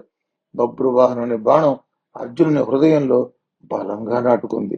అర్జునుడు నిలువలేక కూలబడ్డాడు. బభ్రువాహనుడు కూడా అర్జునుని బాణాలకు తడలేక తూలిపడ్డాడు. చిత్రాంగద తన భర్త కుమారుడు యుద్ధరంగంలో క్షతగాత్రులే ఉన్నారని తెలిసి పరుగు పరుగున వచ్చింది. ఉలూపిని తోలనాడింది. నీ వల్లే ఇంతటి విపత్తు సంభవించింది అని నిష్ఠూరమాడింది. నీకు అతీంద్రియ శక్తులున్నాయి కదా, వీరిని రక్షించు అని వేడుకుంది. చిత్రాంగద ఉలూపితో కనీసం భర్తనైనా బతికించమని కోరింది. నీవు నా భర్తని బ్రతికించకపోతే ఆత్మార్పణం చేసుకుంటానని హెచ్చరించింది. ఇంతలో బభ్రువాహనుడు తేరుకుని లేచి తల్లి వద్దకు వెళ్ళాడు. తండ్రికి ఇటువంటి దురవస్థ కలిగించినందుకు తనను తాను నిందించుకున్నాడు. తీవ్రంగా దుఃఖించాడు. నేను సదాచారం పాటించటంలో ఆసక్తి కలవడను, వీరుని వధించటం పాపం, దానికంటే రాజును వధించడం ఎక్కువ పాపం, అంతకంటే ధార్మికుని చంపడం మహాపాపం, ఇంకా తండ్రిని చంపితే పాపాన్ని ఇంత అని చెప్పలేం, కాబట్టి నేను నా ప్రాణత్యాగానికి సిద్ధమవుతాను అని దీక్షలో కూర్చున్నాడు. ఉలూపి సంజీని మణిని స్మరించింది. నాగజాతి పూజించే ఆ మణి ఆమె చేతిలోకి వచ్చి చేరింది. ఆమె బభ్రువాహనుని చిత్రాంగదను చూసి ఇంద్రుడు కూడా అర్జునుని చంపలేడు. అర్జునునికి ఉపకారం చేయాలనే కుమారుని యుద్ధానికి ప్రోత్సహించాను. అంతేకాదు నీ శక్తికి పరీక్ష కూడా ఈ యుద్ధం అని చెప్పింది. నేనే అర్జునుడు సొమ్మసిల్లునట్లుగా మాయను ప్రయోగించాను అని ఆ మణిని అర్జునునిపై ఉంచమని బభ్రువాహనుని కోరింది. బభ్రువాహనుడు మణిని అర్జునుని హృదయముకు తాకించగానే అర్జునుడు లేచి కూర్చున్నాడు. అర్జునుడు బభ్రువాహనునితో రాజా, అందరూ క్షేమమే కదా అని అడిగాడు. అందరూ క్షేమమే అని వినయంగా చెప్పాడు కుమారుడు. అర్జునుడు ఉలూపిని చూసి నీవెందుకు వచ్చావు? నా వలన, నా కుమారుని వలన, లేక చిత్రాంగద వలన ఏమైనా అపరాధం జరిగినదా అని అడిగాడు. ఉలూపి ప్రసన్నంగా ఎవ్వరూ ఏ తప్పు చేయలేదు అర్జున, యుద్ధంలో శిఖండిని ముందుంచుకుని భీష్ముని చంపావు, అది ఎంతో పాపం, దానికి ప్రాయశ్చిత్తం చేసుకోకుండా మరణిస్తే స్వర్గప్రాప్తి కలుగదు. అందుకని నీ కొడుకు చేతిలో నీకు అపకీర్తి కలిగించి పాపమును తొలగించాను అని చెప్పింది ఉలూపి. పూర్వం నేను గంగానదిలో నా చిరికత్తెలతో స్నానం చేస్తున్నప్పుడు వసువులు గంగాదేవితో అర్జునుడు శిఖండిని అడ్డం పెట్టుకుని భీష్ముని చంపాడు, అందుచేత మేము అర్జునుని మా శాపంతో దహిస్తాము అని అన్నారు. గంగాదేవి ఆమోదించింది. నేను విని మా తండ్రికి చెప్పాను. మా తండ్రి వసువులను ప్రార్థించాడు. వారు ప్రసన్నులయ్యి బభ్రువాహనుడు అర్జునుని పడగొడితే దోష పరిహారం జరుగుతుంది అని ఉపాయం చెప్పాడు. బభ్రువాహనుడు తండ్రితో యుద్ధం చేయనిష్టం లేక వేను తిరిగాడు. నేను యుద్ధం వీరలక్షణమని వానిని ప్రోత్సహించి నీపై యుద్ధం చేయించి నిన్ను రక్షించుకున్నాను అని ఉలూపి చెప్పింది. వారందరినీ సంతోషంగా అశ్వమేధ యజ్ఞానికి ఆహ్వానించి అర్జునుడు తన అశ్వాన్ని వెంబడిస్తూ ముందుకు సాగాడు. యాగాశ్వం రాజగృహం అనే పురం చేరింది. మేఘసంధి అర్జునుని యుద్ధానికి పిలిచాడు. మేఘసంధి జరాసంధుని మనుమడు. మేఘసంధి కొద్దిసేపటిలోనే అర్జునుని శక్తి గ్రహించి దాసోహమన్నాడు. అర్జునుడు వారిని ఆహ్వానించి ముందుకు కదిలాడు. ఆ విధంగానే శిశుపాలుని కుమారుడు శరభుడు, టేంకణాధిపతి కిరాతరాజు మొదలైన వారందరూ కాసేపు అర్జునుని ఎదిరించి సంధిని కోరి మిత్రులయ్యారు. దశార్ణ దేశాధిపతి చిత్రాంగదుడు మిత్రుడయ్యాడు. తరువాత యజ్ఞాస్త్రం నిషాదరాజ్యం చేరింది. నిషాదరాజైన ఏకలవ్యుని కుమారుడు యుద్ధం చేసి ఓడి అర్జునునికి మిత్రుడయ్యాడు. అలా యజ్ఞాస్త్రం పౌండ్ర, ఆంధ్ర, ద్రావిడ, కేరళ, కర్ణాటక రాజ్యాల మీదుగా పరుగెత్తి అర్జునునికి ఎదురు లేకుండా చేసింది. సౌరాష్ట్ర, గోకర్ణ, ద్వారక చేరింది యజ్ఞాశ్వం. ద్వారకలో యాదవులు అశ్వాన్ని పూజించారు.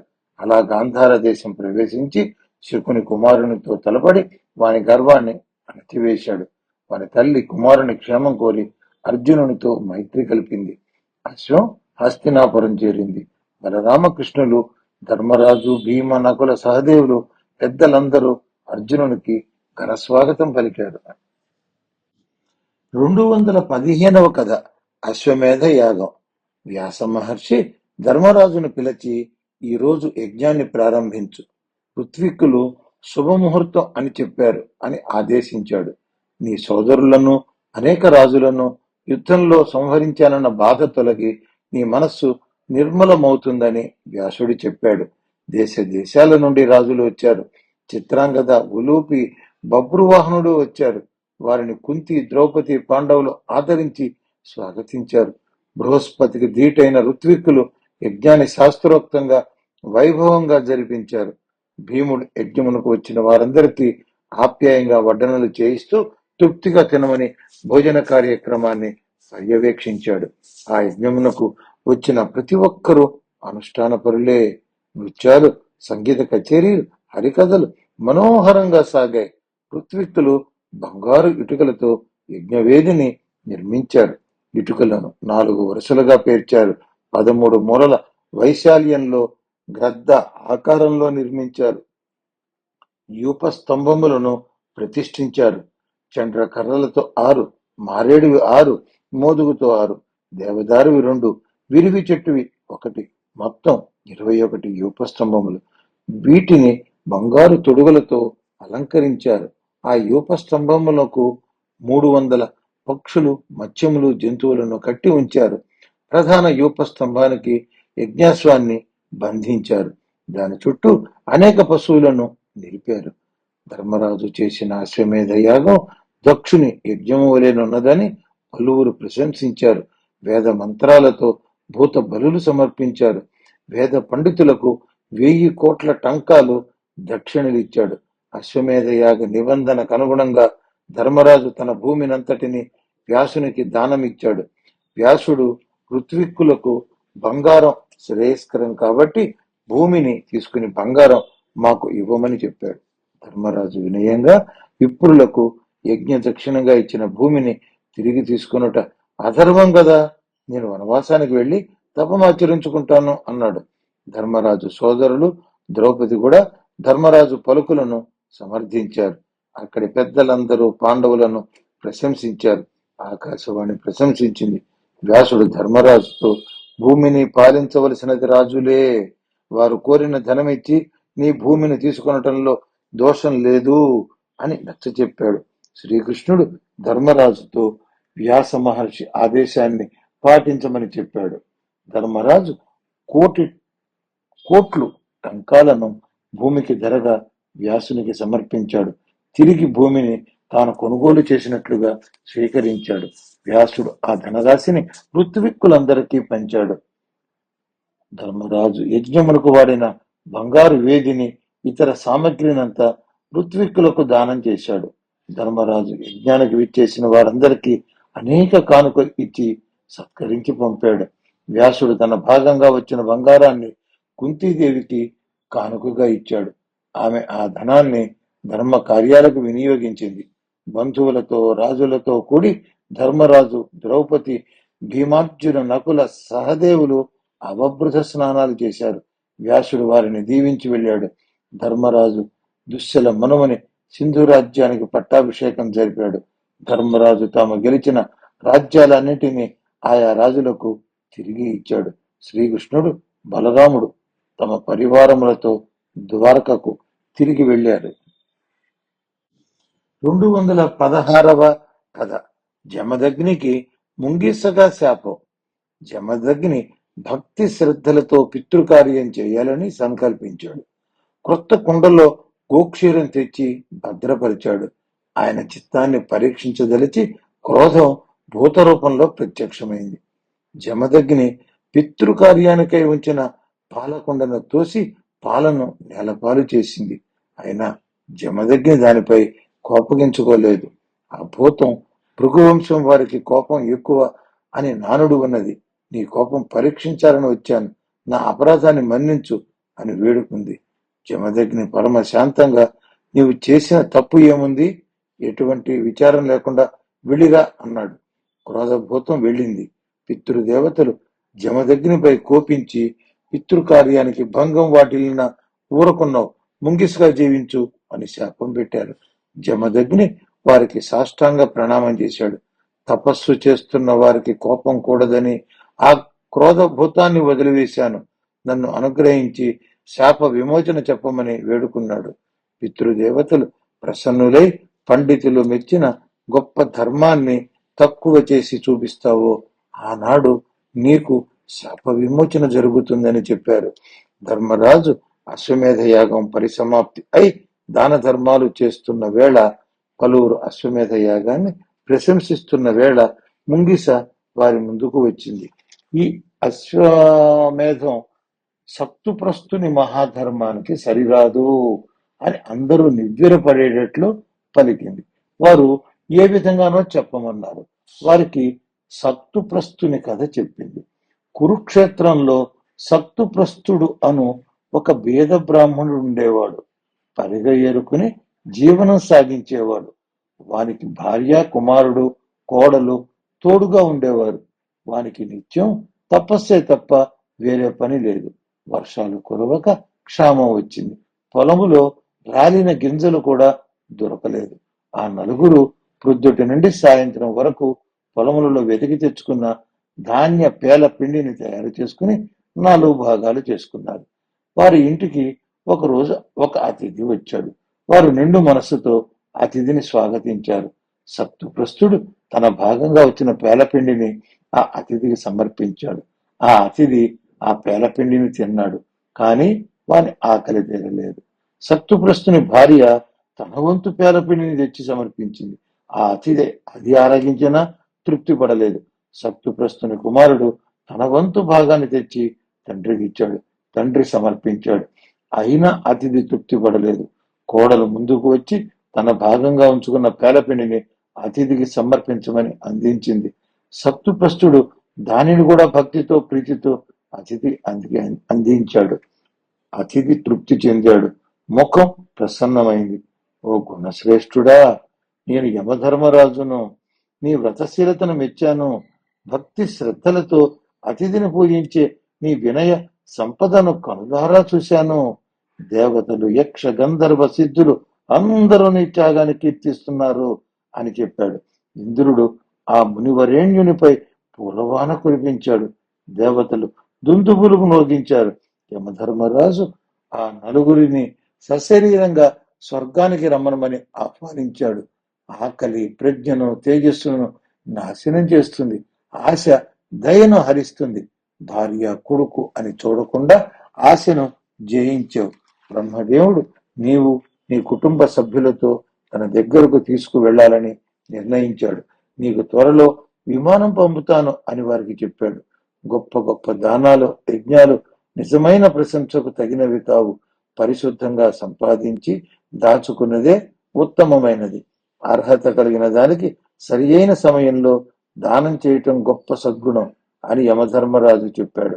యమధర్మరాజు వారికి తన దివ్య స్వరూపాన్ని దర్శింపచేశాడు. ఆకాశంలో బంగారు మణిమయ నిర్మితమైన విమానం దర్శనమిచ్చింది. సత్తుగ్రస్తుడు ఆయన భార్య కొడుకు కోడలు యమధర్మరాజుకి సాష్టాంగ నమస్కారం చేశారు. వారందరూ ఆ విమానం ఎక్కి బ్రహ్మలోకానికి వెళ్లారు. ముంగిస తాను ఆ ఇంటి కన్నంలోనే ఉన్నానని చెప్పింది. ఆ కుటుంబం బ్రహ్మలోకానికి వెళ్లే ముందు బయటకు రాగానే ఆ పేలపిండి సువాసన పీల్చినంత మాత్రాన నా తల శరీరంలో ఒక భాగం సువర్ణమైనవి అని చెప్పింది. అప్పటి నుండి అనేక యజ్ఞాలు దానాలు జరిగిన చోటుకు వెళ్ళినా నాకు మిగిలిన భాగాలు బంగారం కాలేదు. లోకంలో శ్రేష్ఠుడైన ధర్మరాజు చేసే యాగంలోనైనా నాకు విముక్తి లభిస్తుందని ఆశతో వచ్చాను. పొలంలో రాలి పడిన గింజలు ఏరుకు తింటూ ధర్మాన్ని ఆచరించిన సత్తుగ్రస్తుని ధర్మంతో ఈ యజ్ఞం సరిరాదు అని పలికాను అని చెప్పి మాయమైంది. గొప్ప ధర్మాన్ని ధర్మబద్ధంగా తక్కువ చేసి చూపించటం వలన ముంగిసకు శాప విమోచన కలిగింది. 217వ కథ. గాంధారి, కుంతీదేవి, ధృతరాష్ట్రుల వనవాసం. ధృతరాష్ట్రుని, గాంధారిని పాండవులు, కుంతీదేవి భక్తి శ్రద్ధలతో కొలుస్తున్నారు. అర్జునుని భార్యలు చిత్రాంగద, ఉలూపి, ద్రౌపదితో వెళ్లి గాంధారిని సేవిస్తున్నారు. ధర్మరాజు ధృతరాష్ట్రునికి ఏ లోటు రానియకుండా అన్ని ఏర్పాట్లు చేశాడు. సామంతరాజులు ధృతరాష్ట్రుని సేవించి ధర్మరాజును దర్శించే వాళ్ళు ధృతరాష్ట్రుడు తానే సార్వభౌముడు అన్న భావనతో జీవించేటట్లు ధర్మరాజు నడుచుకుంటున్నాడు. ఒకనాడు ధృతరాష్ట్రుడు ధర్మరాజును పిలిచి, స్వయం కృత అపరాధంగా కురువంశ నాశనానికి కారకుడనయ్యాను. క్షత్రియులు యుద్ధంలో మరణించాలి, లేక తపస్సు చేసుకుంటూ మరణించాలి.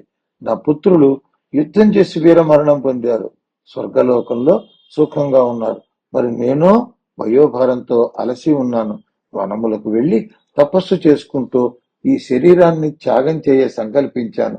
మహారాజుగా నీ అనుమతి కావాలి, అనుజ్ఞ ఇవ్వమని బ్రతిమిలాడాడు. ధర్మరాజు అంగీకరించలేదు.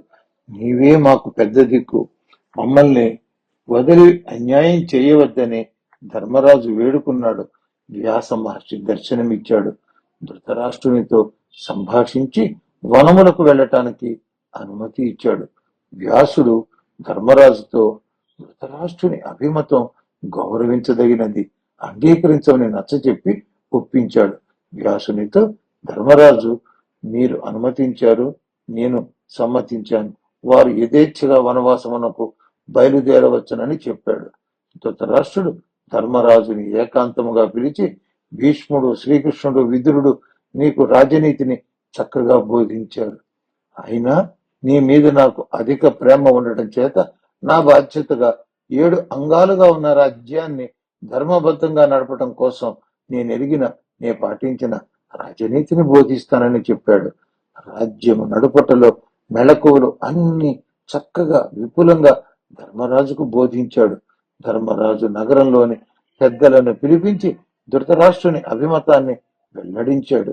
వారు ధృతరాష్ట్రుని దర్శించి అరణ్యమునకు వెళ్లవద్దని అర్థించాడు. ధృతరాష్ట్రుడు తన నిర్ణయాన్ని గౌరవించమని పౌరులను ప్రార్థించాడు. వారు కూడా అంగీకరించి వెళ్లారు. పౌరుల అభిష్టం కూడా రాజు స్వీకరించాలి, గుర్తించాలి, ఆమోదించాలి అన్న మర్యాదను ధర్మరాజు పాటించాడు. శంభువు అను వ్యక్తి పౌరుల వాక్కుగా ధృతరాష్ట్రునికి పౌరుల సమ్మతి తెలియచేశాడు. ధృతరాష్ట్రుడు విదురుని పిలిచి తన అరణ్యవాస పయనాన్ని కొంతకాలం వాయిదా వేసి మరణించిన భీష్మాదులకు విశేష శ్రాద్ధకర్మలు నిర్వహించి వెళ్లదలిచానని తెలియజేశాడు. ధర్మరాజు ధృతరాష్ట్రుడు కోరిన పద్ధతిగా ఏర్పాటు చేశాడు. ధృతరాష్ట్రుడు అనేక దానాలు చేశాడు. అగ్రహారాలు దానాలు చేశాడు. శ్రాద్ధ కర్మలు శ్రద్ధగా నిర్వహించాడు.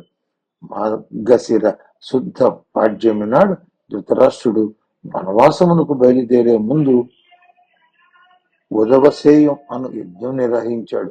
నారచీరలు తాను గాంధారి ధరించారు. పురోహితులు అగ్నులు సమిధలు వెంట తీసుకురాగా తన మందిరమును విడిచి వెలుపలకు వచ్చాడు. కుంతీదేవి తన కోడళ్లతో వారి వెంట నడిచింది. ధర్మరాజు దుఃఖం వర్ణనాతీతం. ధృతరాష్ట్రుని వదలలేక బాధతో ధర్మరాజు సొమ్మసిల్లిపోయాడు. పౌరులు వారిని చూడటానికి పెద్ద సంఖ్యలో వచ్చి కంటతడి పెట్టారు.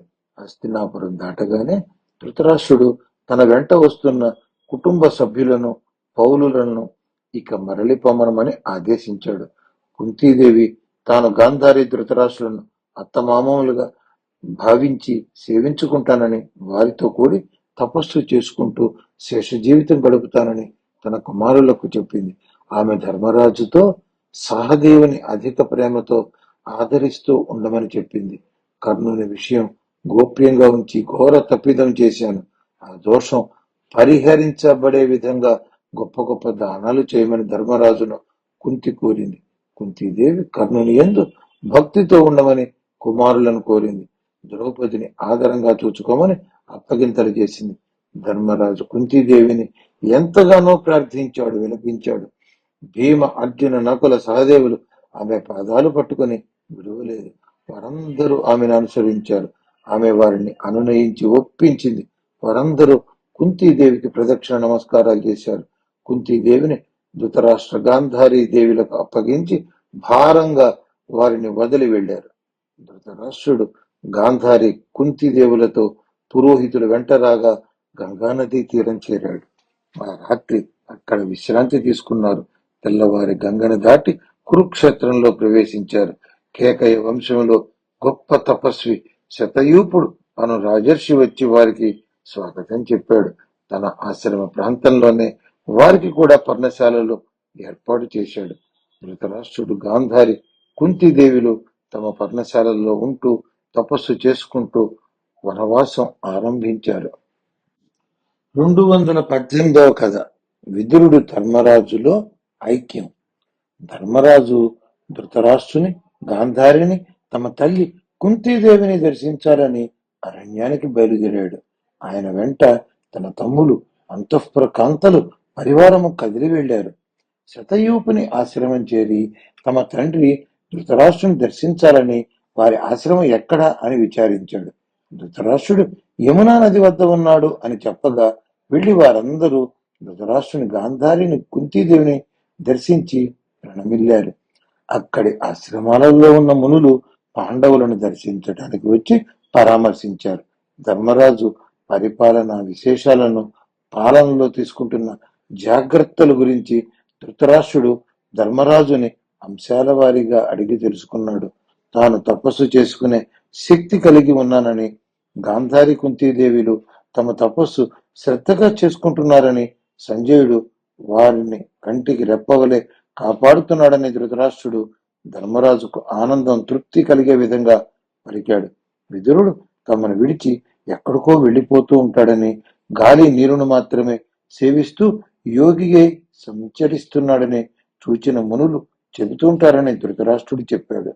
అలా ధర్మరాజుకు ధృతరాష్ట్రుడు చెబుతుండగానే అక్కడ వారికి విదురుడు కనిపించాడు. జటలు కట్టిన జుట్టు, ఒంటి నిండా మురికితో దిగంబరంగా ఉన్న విదురుడు అక్కడ ఆశ్రమంలోని జనులను చూసి వెంటనే వెనుకకు తిరిగి వెళ్లసాగాడు.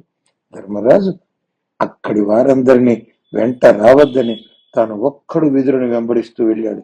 ఓ మహాశయ, విదురా, నేను ధర్మరాజును, నిలువమంటూ ఎలుగెత్తి పిలిచాడు.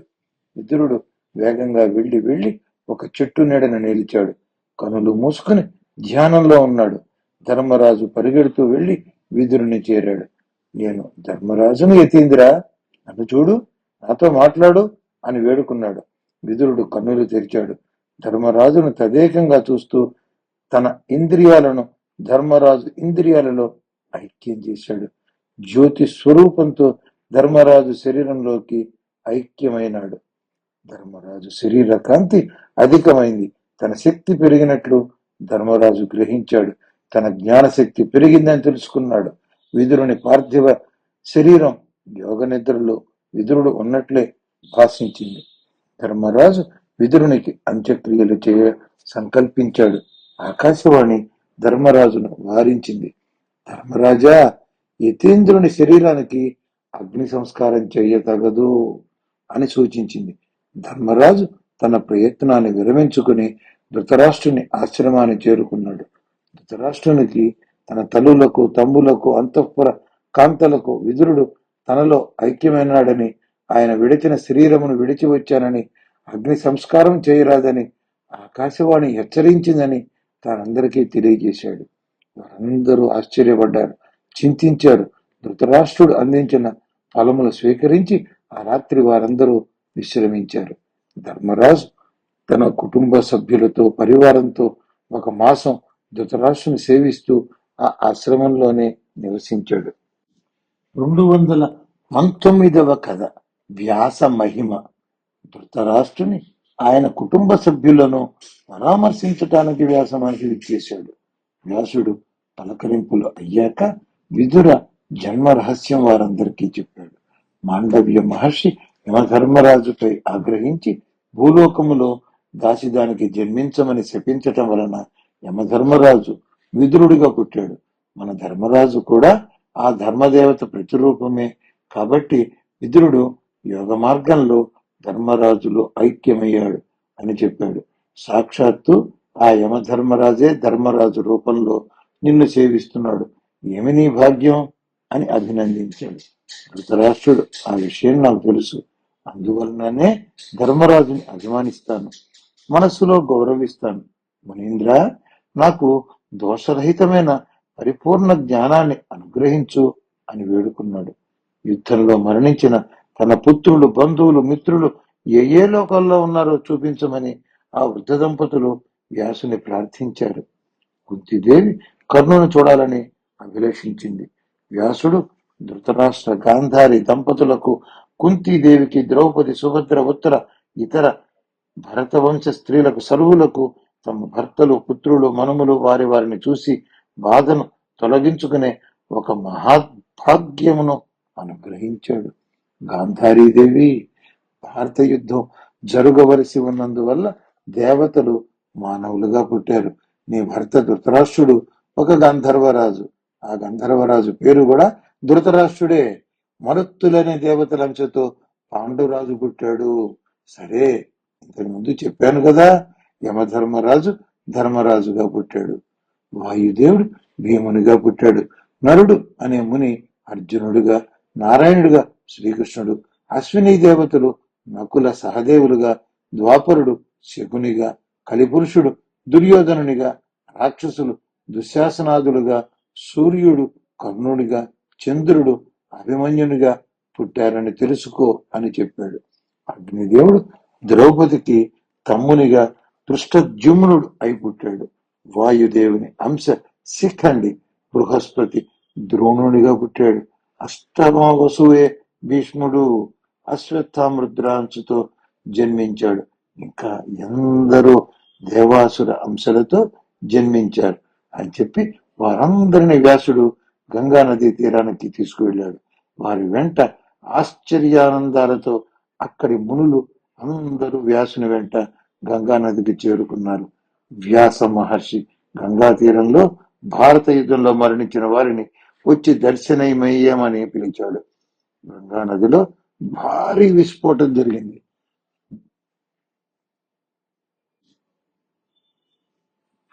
ధృతరాష్ట్రుని పుత్రులు దుర్యోధనాదులు, పాండురాజు కుటుంబీకులు, కర్ణుడు, బాహ్లీకుడు, ద్రుపద, విరాటులు, దృష్టద్యుమ్న, భీష్మ, ద్రోణ, శకుని, శల్యుని వంటి వారందరూ దివ్య శరీరాలతో వెలిగిపోతూ దర్శనమిచ్చారు.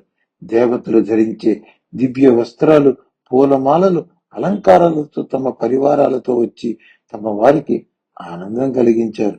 ధృతరాష్ట్రునికి ఆ దివ్య దృశ్యం దర్శించుకునేందుకు నేత్ర దృష్టిని ప్రసాదించాడు. ధృతరాష్ట్రుడు చూడగలుగుతున్నాడని తెలియగానే గాంధారీదేవి తన కళ్లకు కట్టిన వస్త్రాన్ని విప్పి కన్నుల నిండుగా తన వారిని దర్శించింది. ఆ మృతవీరులు దివ్య శరీరాలతో మానవులైన తమ కుటుంబీకులతో కలిసి మెలిసి చర్చించారు. తమ వారిని ఆలింగన చేసుకున్నారు. మర్యాదలు పాటించారు. అందరూ తృప్తి పడే విధంగా సంభాషించుకుని వితంతువులుగా ఉన్న స్త్రీలు తమ భర్తల చేయి పట్టుకుని గంగలోకి ప్రవేశించి మానవ శరీరాలు విడిచి దివ్య శరీరంతో భర్తలను అనుసరించి దివ్య లోకాలు చేరారు. ఇది వ్యాస మహిమ. 220వ కథ పితృమేధం. ధృతరాష్ట్రుడు, గాంధారి, కుంతీదేవి సంజయుని వెంట తీసుకుని తమ ఆశ్రమాన్ని విడిచారు. గంగానదికి దగ్గరలో ఉన్న చిక్కని అరణ్యంలో తపస్సు కొనసాగించారు. ధృతరాష్ట్రుడు గాలిని మాత్రం ఆహారంగా తీసుకుంటూ తపమాచరించాడు. నీరు మాత్రమే త్రాగుతూ గాంధారి తపస్సు చేసింది. కుంతీదేవి నెలకొకసారి మాత్రం ఆహారం తీసుకుంటూ మాసోపవాస దీక్షతో తపస్సు చేసింది. 7 రోజులకు ఒకసారి భోజనం చేస్తూ సంజయుడు తపస్సు చేశాడు. ఋత్విక్కులు నిత్యం అగ్నిహోత్రం ప్రజ్వలింపజేసి హోమము నిర్వహించేవారు. ధృతరాష్ట్రుడు ఒంటరిగా ధ్యానంలోనే అరణ్యంలోకి వెళ్లి ఎక్కడెక్కడో తిరిగేవాడు. ధృతరాష్ట్రునికి శరీరం మీద విరక్తి కలిగింది. అగ్నులకు ప్రత్యేక పూజలు చేశాడు. శరీర త్యాగానికి కావలసిన ఇష్టిని చేసి అగ్నుల నుండి అనుమతి తీసుకున్నాడు. అగ్నులను నిర్వహిస్తున్న పృథ్వీకులు అగ్నులకు ఉద్వాసన చెప్పి ఆ అరణ్యంలో వదిలి వెళ్లారు. ఆ ధృతరాష్ట్రుని స్వీయ అగ్నులు ప్రజ్వలించాయి. దావానలం అరణ్యాన్ని కప్పివేసింది. చట చట ధ్వనులతో అగ్ని మహావృక్షాలని ఆక్రమించుకుని పొదలు సర్వ జంతువులను కబళిస్తూ పక్షులు పాములను మృంగుతూ భయంకరాగ్ని ధృతరాష్ట్ర గాంధారి కుంతిలను చుట్టుముట్టింది. వారు నిరాహారులై తపోదీక్షలో ఉన్నారు. ఆ ప్రదేశాన్ని వదిలి వెళ్లటానికి ఇష్టపడక అగ్నిని స్వాగతించారు. ధృతరాష్ట్రుడు సంజయునికి నచ్చచెప్పి దారి ఏర్పరచుకుని తమను వీడి వెళ్లమని పంపించాడు. సంజయుడు విధి లేక ధృతరాష్ట్రునికి ఎదురు చెప్పలేక ధృతరాష్ట్రంతో మీరు తూర్పు ముఖంగా కూర్చుని యోగ దీక్షలో ఉండమని చెప్పి హిమాలయములకు వెళ్ళాడు.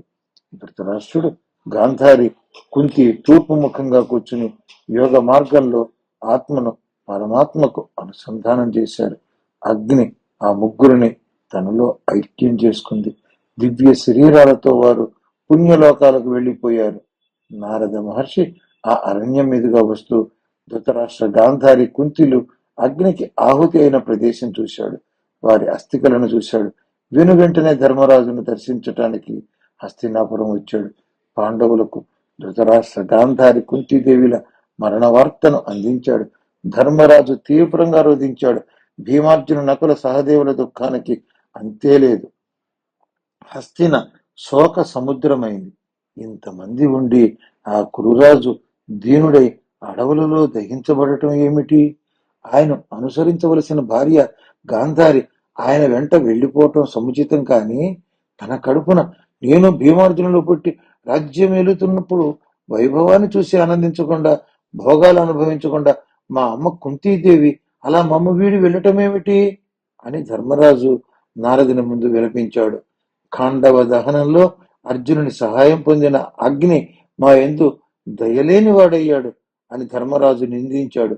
నారదుడు ఆదేశించిన విధంగా ధర్మరాజు తన సోదరులతో కలిసి మరణించిన ఆ ముగ్గురికి యథావిధిన కర్మకాండలు నిర్వహించాడు.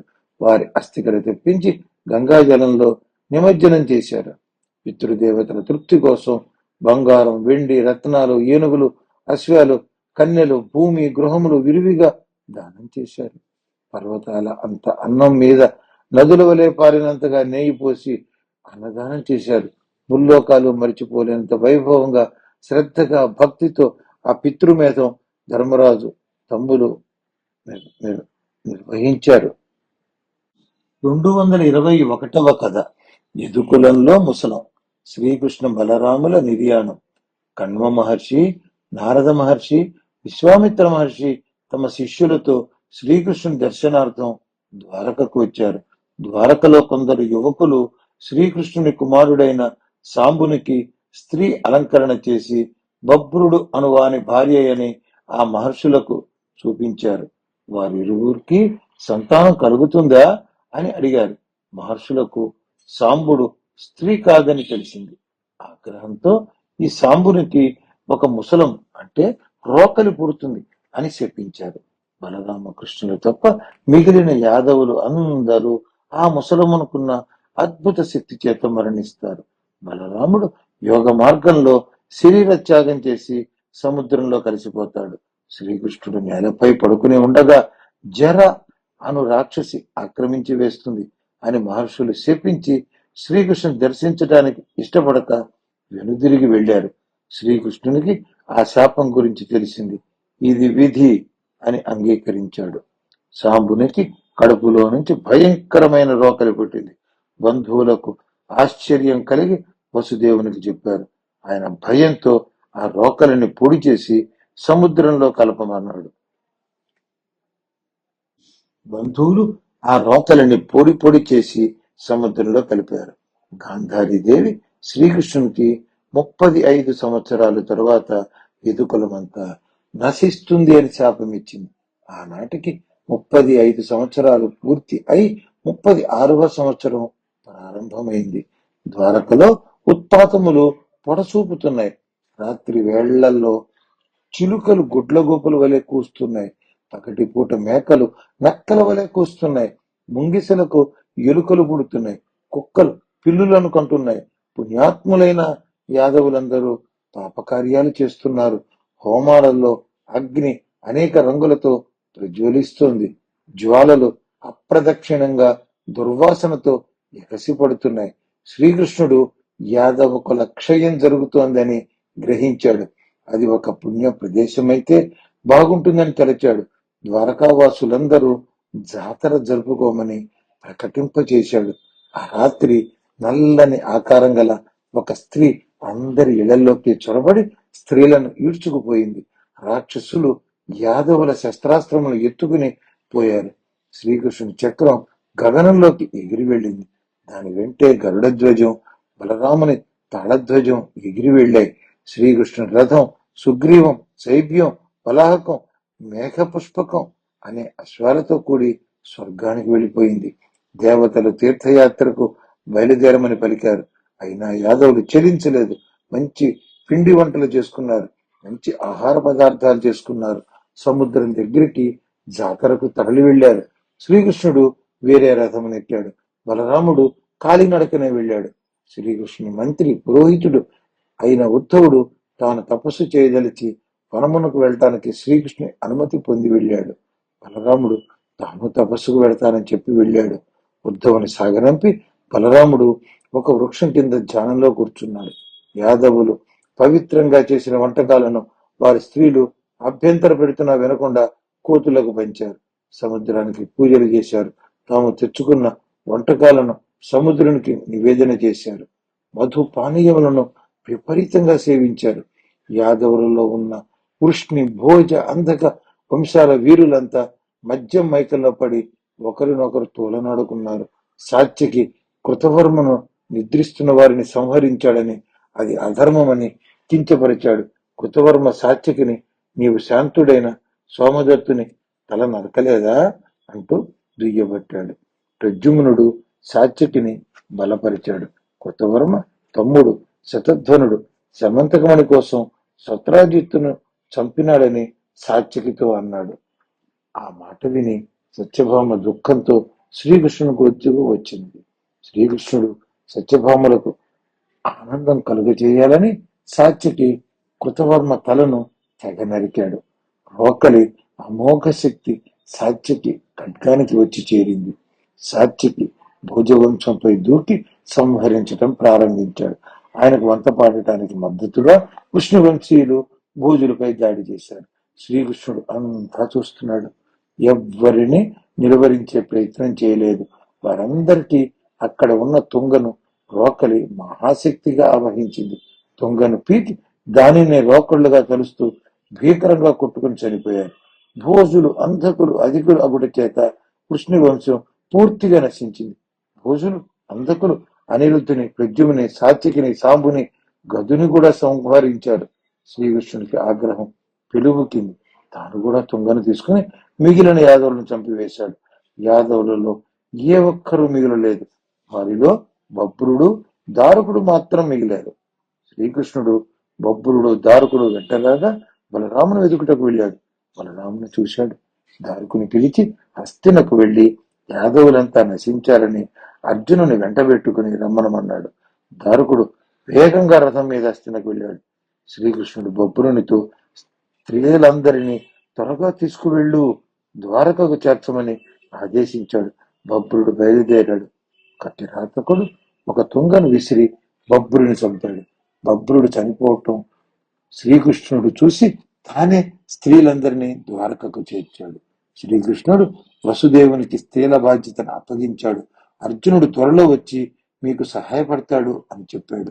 కౌరవుల నాశనం చూశాను, యాదవుల నాశనం చూశాను, ఇక ఇక్కడ ఉండలేను. నేను కూడా అన్న బలరాముని చేరి తపస్సు చేసుకుంటాను, అనుమతి ఇవ్వమని కోరాడు. శ్రీకృష్ణుని మాటలు విన్న వసుదేవుడు శ్రీకృష్ణుని ఎడబాటు తలుచుకోలేక నిశ్చేష్టుడయ్యాడు. శ్రీకృష్ణుడు తండ్రి చెంత కూర్చుని పాదాలు ఒత్తి సేద తీర్చి ఆయన అనుమతి పొంది బలరాముని చేరాడు. బలరాముడు యోగముద్రలో ఉన్నాడు. ఆయన ముఖం నుండి ఒక పెద్ద సర్పం బయటకు వచ్చింది. దానికి 1000 నూళ్లు కలిగి ఎర్రని ఆకారం కలిగి ఉంది. పర్వతమంత ఆకారంతో మణుల కాంతితో ప్రకాశిస్తుంది. బలరాముడు యోగ విద్య ద్వారా శరీరాన్ని వదిలి సముద్రంలోకి ప్రవేశించాడు. ఆదిశేషుని ప్రతిరూపమైన బలరామునికి వరుణుడు స్వాగతం చెప్పాడు. నాగకులం అంతా స్వాగతం పలికి పూజలు చేశారు. వాసుకి, కర్కోటకుడు, తక్షకుడు, వారుణుడు వంటి నాగ ప్రముఖులు, గంగా మొదలైన నదులు ప్రకాశించే రూపాలతో వచ్చి ఆదిశేషుని పూజించారు.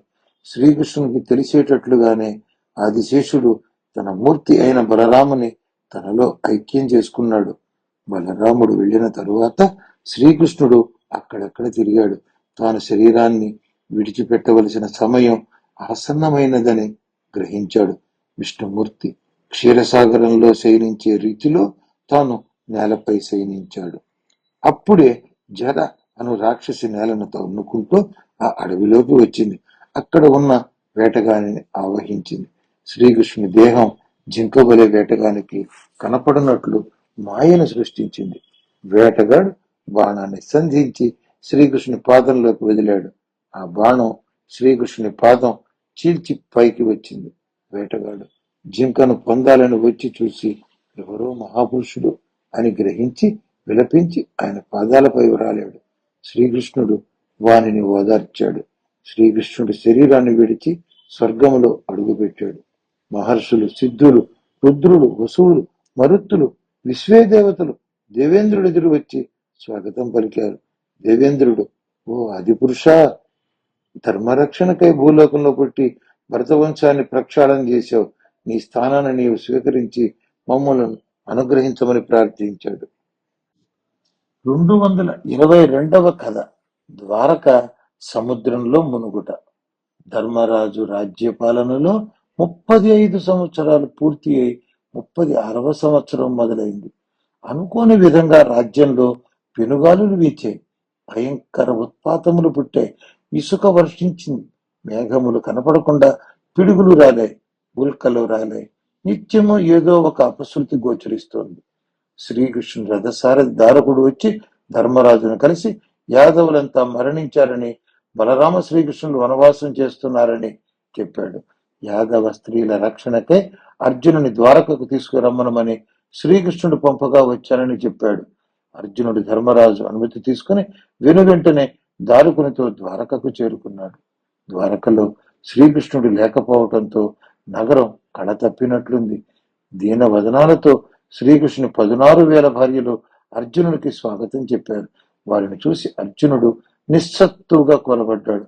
మాకు దిక్కెవరింకా అని రాణులు అర్జునుని చుట్టి రోధించాడు. అర్జునుడు వారిని ఓదార్చి వసుదేవుని దర్శించాడు. వసుదేవుని బాధ, దుఃఖం వర్ణనాతీతం. అర్జునుని చూసి వసుదేవుడు మరీ బేలగా రోధించాడు. వసుదేవుడు అర్జునునితో అతి తొందరలో ద్వారకను సముద్రం ముంచివేయబోతోందని శ్రీకృష్ణుడు తనతో చెప్పాడు అని తెలియజేశాడు. నీవు వచ్చి యాదవులకు అగ్ని సంస్కారం చేస్తావని శ్రీకృష్ణుడు చెప్పాడయ్యా. అర్జున, ఇక నీవే మా రక్షణ భారం స్వీకరించాలి అని చెప్పాడు. అర్జునుడు వసుదేవునితో యాదవ స్త్రీలను ఇంద్రప్రస్థపురానికి తరలించి అక్కడ వారికి శాశ్వత నివాసం ఏర్పాటు చేస్తానని చెప్పాడు. అర్జునుడు యాదవ మంత్రులతో సభను ఏర్పాటు చేసి నేటి నుంచి 7వ రోజు ద్వారక మునిగి పోబోతోంది కనుక మీరందరూ మీ సామాను సర్దుకుని మీ బండ్ల మీద ఇంద్రప్రస్థపురానికి వెళ్ళటానికి సిద్ధంగా ఉండమని ప్రకటించాడు. ఇంద్రప్రస్థపురానికి శ్రీకృష్ణుని మనుమడు వజ్రుడు రాజుగా మీ అందరి యోగక్షేమము చూస్తాడు అని వారికి ధైర్యం చెప్పాడు. ఆ రాత్రి వసుదేవుడు నిర్మలమైన యోగనిష్టలో తనువును చాలించాడు. వసుదేవుని భార్యలు దేవకి, రోహిణి, భద్ర, మధిర సర్వాలంకరములు ధరించి వసుదేవునితో సహగమనం చేశారు. అర్జునుడు శ్రద్ధగా పితృకార్యము నిర్వహించాడు. మరణించిన యదువీరులందరికీ శాస్త్రోక్తంగా అగ్ని సంస్కారంతో ఉత్తర క్రియలు నిర్వహించాడు. అర్జునుడు ఆప్తులను వెంటగైకొని బలరామ శ్రీకృష్ణుని వెతుకుతూ వనంలోకి వెళ్ళాడు. ఆయనకు గాంధారి శ్రీకృష్ణునికి ఎవ్వరూ దిక్కు లేనట్లు ఒంటరిగా మరణిస్తావని శపించిన విషయం గుర్తుకు వచ్చి ఆందోళనతో శ్రీకృష్ణుని కోసం అన్వేషించసాగాడు. అర్జునునికి వెంట వచ్చిన వారికి శ్రీకృష్ణుని దేహం ప్రకాశిస్తూ కనిపించింది. అర్జునుడు శ్రీకృష్ణుని దేహం చూడగానే సొమ్మసిలిపోయాడు. శ్రీకృష్ణుని శరీరం కాంతులు ఈనుతూనే ఉన్నది. మరుసటి రోజే ద్వారకను విడి వెళ్లవలసి ఉన్నందున శ్రీకృష్ణుని శరీరాన్ని ద్వారకకు తరలించటం యోగ్యం కాదని అక్కడే అగ్ని సంస్కారాన్ని నిర్వహించాలని నిర్ణయించాడు. బలరాముని కోసం వెతుకుగా దగ్గరలోనే ఆయన దేహం కూడా లభించింది. అర్జునుడు వారి ఇరువురికి దహన సంస్కారాలు నిర్వహించాడు. తెల్లవారితే ద్వారకను సముద్రం కబలిస్తుందని భయంతో తొందరగా సిద్ధంగా ఉన్న ద్వారక ప్రజలను, అంతఃపుర కాంతులను అర్ధరాత్రి దాటిలోపు ద్వారక నుండి తరలించాడు. వారు ద్వారకను వీడిన వెంటనే సూర్యుడు ఉదయించాడు. సముద్రుడు ద్వారకను భక్షించాడు. ద్వారక వాసులు తమ కళ్ళ ముందరే ద్వారక మునిగిపోతుంటే ఆశ్చర్యంగా చూస్తూ నిలబడిపోయారు. అర్జునుడు వారందరికీ పంచవటం అనే చోట విడిది ఏర్పాటు చేశాడు. బందిపోటులు ఇంతమంది స్త్రీలు ఒక్క చోట కనిపించేసరికి వారి వద్ద ఉన్న నగలు, ధనము దోచుకోవాలని దాడి చేశారు. అర్జునుడు ఒక్కడే వీరికి రక్షణ. అర్జునుడు మనల్నేమీ చేయగలడని వారు తెగించారు. అర్జునుడు వారిని దగ్గరకు రావద్దని హెచ్చరించాడు. వారు అర్జునుని లెక్క చేయలేదు. అర్జునుడు గాంధీవం ఎత్తి వారి మీద బాణాలు వదిలాడు. ఆ బాణాలు వారిని గాయపరచలేదు. అస్త్రాలు ప్రయోగించాలని స్మరించాడు. ఒక్క అస్త్రం కూడా గుర్తు రాలేదు. మామూలు శస్త్రాలు ప్రయోగించాడు. అమ్ముల పొదులు నిండుకున్నాయి. గాంధీవంతో ఆ దుండగులను కొంతవరకు నిలవరించాడు. కేవలం శ్రీకృష్ణుని అష్టభార్యలను, బలరాముని భార్యలను, కొద్ది మంది యాదవ స్త్రీలను మాత్రమే రక్షించగలిగాడు. దొంగల స్త్రీలను హింసించి వారి నగలు దోచుకుని ధనమును అపహరించి వెళ్లారు. దైన్యం నిండిన అర్జునుడు వారిని కురుక్షేత్రం చేర్చాడు. కృతవర్మ కుమారుని మృత్తికావతపురానికి అభిషిక్తుని చేశాడు. సాత్యకి కుమారునికి సరస్వతి అనే నగరాన్ని ఇచ్చి దానికి రాజుగా అభిషేకించాడు. మిగిలిన వారిని ఇంద్రప్రస్థపురానికి తరలించి వజ్రునికి రాజ్యాభిషేకం చేశాడు. ఆ విధంగా ఆ ముగ్గురి బంధువులు, సంతతి ఆయా నగరాల్లో స్థిరపడ్డారు. అక్రూరుని భార్యాబిడ్డలను వజ్రునికి అప్పగించాడు. కానీ వారు వజ్రునితో ఉండకుండా వేరు చోటుకు వెళ్ళారు. అర్జునుడు కాస్త ప్రశాంతత కలిగిన తరువాత బలరామ శ్రీకృష్ణులు ఊర్ధ్వలోకాలకు వెళ్లారని బలరామ శ్రీకృష్ణ భార్యలకు తెలియచేశాడు. మిమ్మల్ని రక్షించే క్రమంలో మీకు ఈ వార్తను చెప్పకుండా ఆలస్యం చేశాను. మీరు ఏ విధమైన శిక్ష వేసినా సిద్ధంగా ఉన్నానని ఆ యాదవ కుల కాంతలకు చెప్పాడు. వారు అర్జునుని అభిమానించారు. అర్జునుడు చేసింది సమంజసమని బాధపడవద్దని వారందరూ అర్జునుని అనునయించారు. రుక్మిణి, జాంబవంతులు, ఇతర భార్యలు సహగమనం చేస్తామన్నారు. వారికి అర్జునుడు అగ్నివిధిని ఆచరించాడు. సత్యభామ మరికొందరు వనములో తపస్సు చేసుకుంటామని వెళ్ళారు. అర్జునుడు వ్యాకులత చెంది ఉపశమనం కోసం వ్యాస మహర్షిని దర్శించాడు. శ్రీకృష్ణ బలరాముల నిర్యాణం, యాదవుల నాశనం చెప్పాడు. తన అస్త్రాలు నిర్వీర్యమైనాయని, స్త్రీలను కూడా రక్షించలేని వాడనయ్యానని తన విచారాన్ని వ్యాసునికి చెప్పుకున్నాడు. బాహువులలో శక్తి సన్నగిలింది. ఒక్క అస్త్రం స్ఫురణకు రాలేదు. నాకు మార్గనిర్దేశం చేయమని అర్జునుడు వ్యాస మహర్షిని ప్రార్థించాడు. వ్యాసుడు ఋషుల శాప ప్రభావానికి యాదవులు నశించారు. కాల మహిమ వలన శ్రీకృష్ణుడు నీ రక్షణకై రాలేదు. భూమి భారాన్ని తగ్గించటానికి నారాయణుడు అవతరించాడు. ఆ కార్యం ముగిసింది. ఆయన తన స్థానాన్ని చేరుకున్నాడు. నీకు నారాయణునికి భూభారంలో సహకరించడానికి వచ్చిన అస్త్ర సంపద తన పని ముగిసింది కాబట్టి నిన్ను వదిలి వెళ్ళింది. మంచి కాలంలో శక్తి, బలము, బుద్ధి శోభిలుతాయి. జ్ఞానులకు వీటి మీద విచారం ఉండదు. నీవు జ్ఞానివి అన్నాడు వ్యాసుడు. సమయం ఆసన్నమైనది.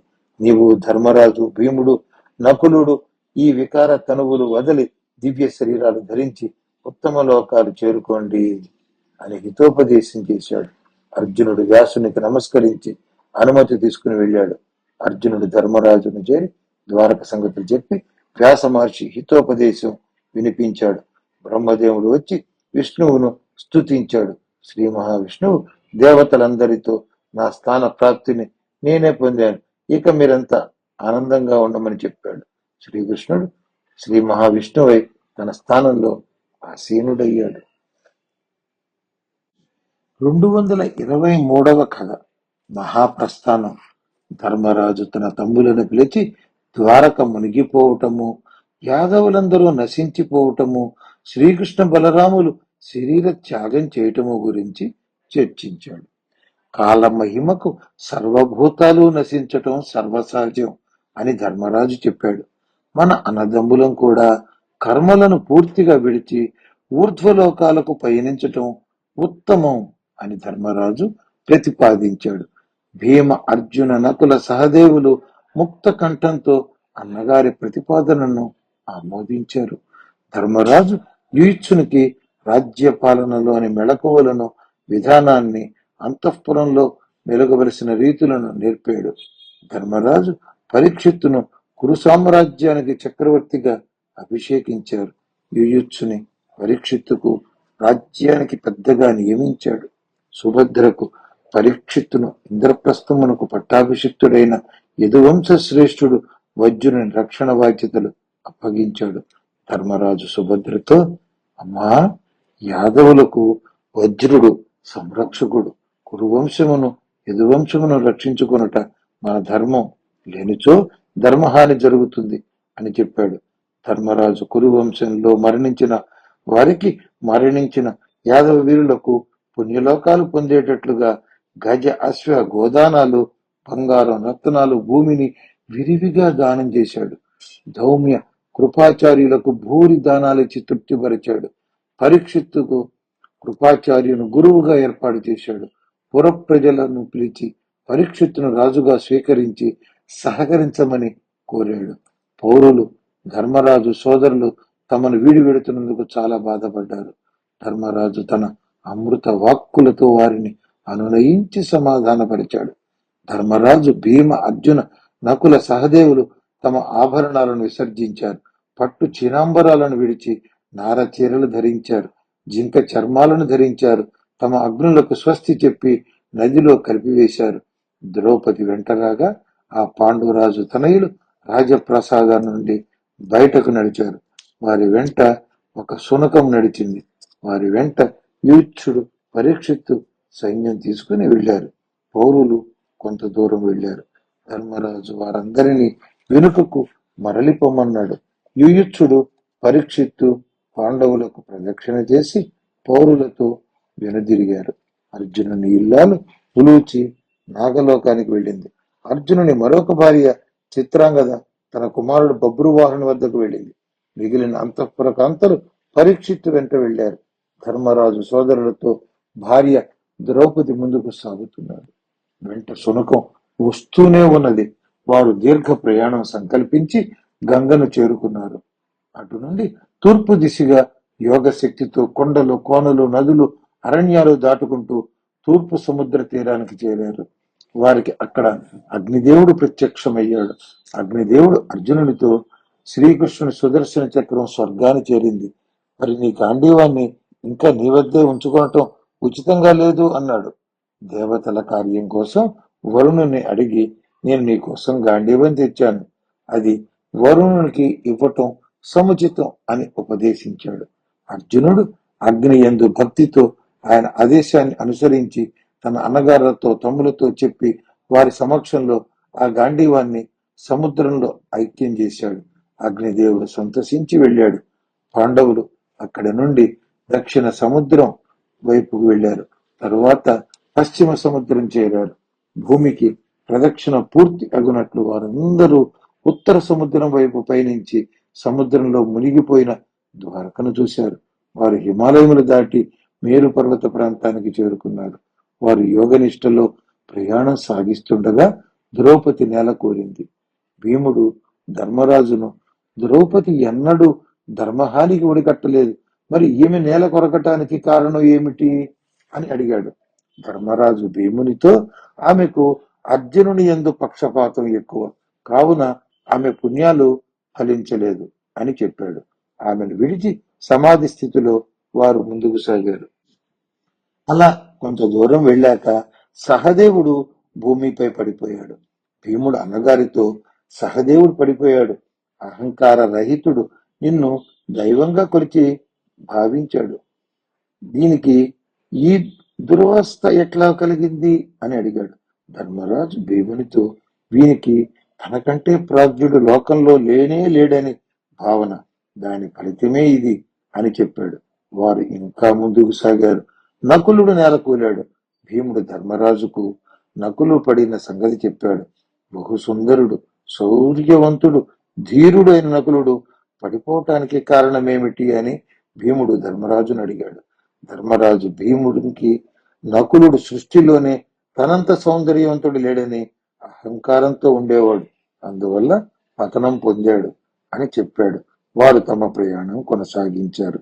అర్జునుడు అన్నగారులతో నడుస్తూ ద్రౌపది సహదేవ నకులులు పడిపోవటాన్ని చింతిస్తూ తాను నేలకూలాడు. భీమునికి పరమ దుఃఖం కలిగింది. అన్నా, మన ప్రియమైన సోదరుడు ఒక్కరోజైనా అసత్యమాడి ఎరుగడు, వీనికి కూడా ఈ దుర్దశ ప్రాప్తించడానికి కారణమేమిటి అని అడిగాడు. ధర్మరాజు కౌరవులందరినీ ఒక్క రోజులోనే యుద్ధంలో సంహరిస్తానని చెప్పి చేయలేకపోయాడు. చెప్పేది ఒకటి, చేసేది ఒకటి కూడదు. మరొక్క దోషం కూడా వానిలో ఉన్నది. విల్లు పట్టిన అందరినీ తోలనాడుతూ ఉంటాడు, అదే వాని పతనానికి కారణం అని భీమునికి చెప్పి ముందుకు సాగాడు. కొంత దూరం వెళ్ళాక భీముడు వాలి పడబోతూ అన్నా, నేను కూడా పడిపోతున్నాను, దీనికి కారణం చెప్పు అన్నాడు. భీమా, నీవు అసమాన పరాక్రమవంతునివి. నీవు అధిక ఆహారం తినటం వలన గొప్ప బలంతో ఎవరిని గౌరవించక వృధాగా పనికిరాని మాటలు పలుకుతూ ఉంటావు, అందువల్లనే నీవు పడిపోతున్నావు అని భీమునికి ధర్మరాజు చెప్పాడు. ధర్మరాజు ఆ శునకం వెంటరాగా నిశ్చలమైన ఏకాగ్రతతో యోగ శక్తితో ముందుకు వెడుతున్నాడు. అలా ధ్యానంలో ముందుకు సాగుతున్న ధర్మరాజుకు ఇంద్రుడు వచ్చి ముందర నిలబడ్డాడు. ధర్మరాజు ఇంద్రునికి భక్తిగా నమస్కరించాడు. ఇంద్రుడు ధర్మరాజుని తన రథం ఎక్కి స్వర్గానికి రమ్మనమని ఆహ్వానం పలికాడు. ధర్మరాజు దుఃఖం పొంగి పొరలింది.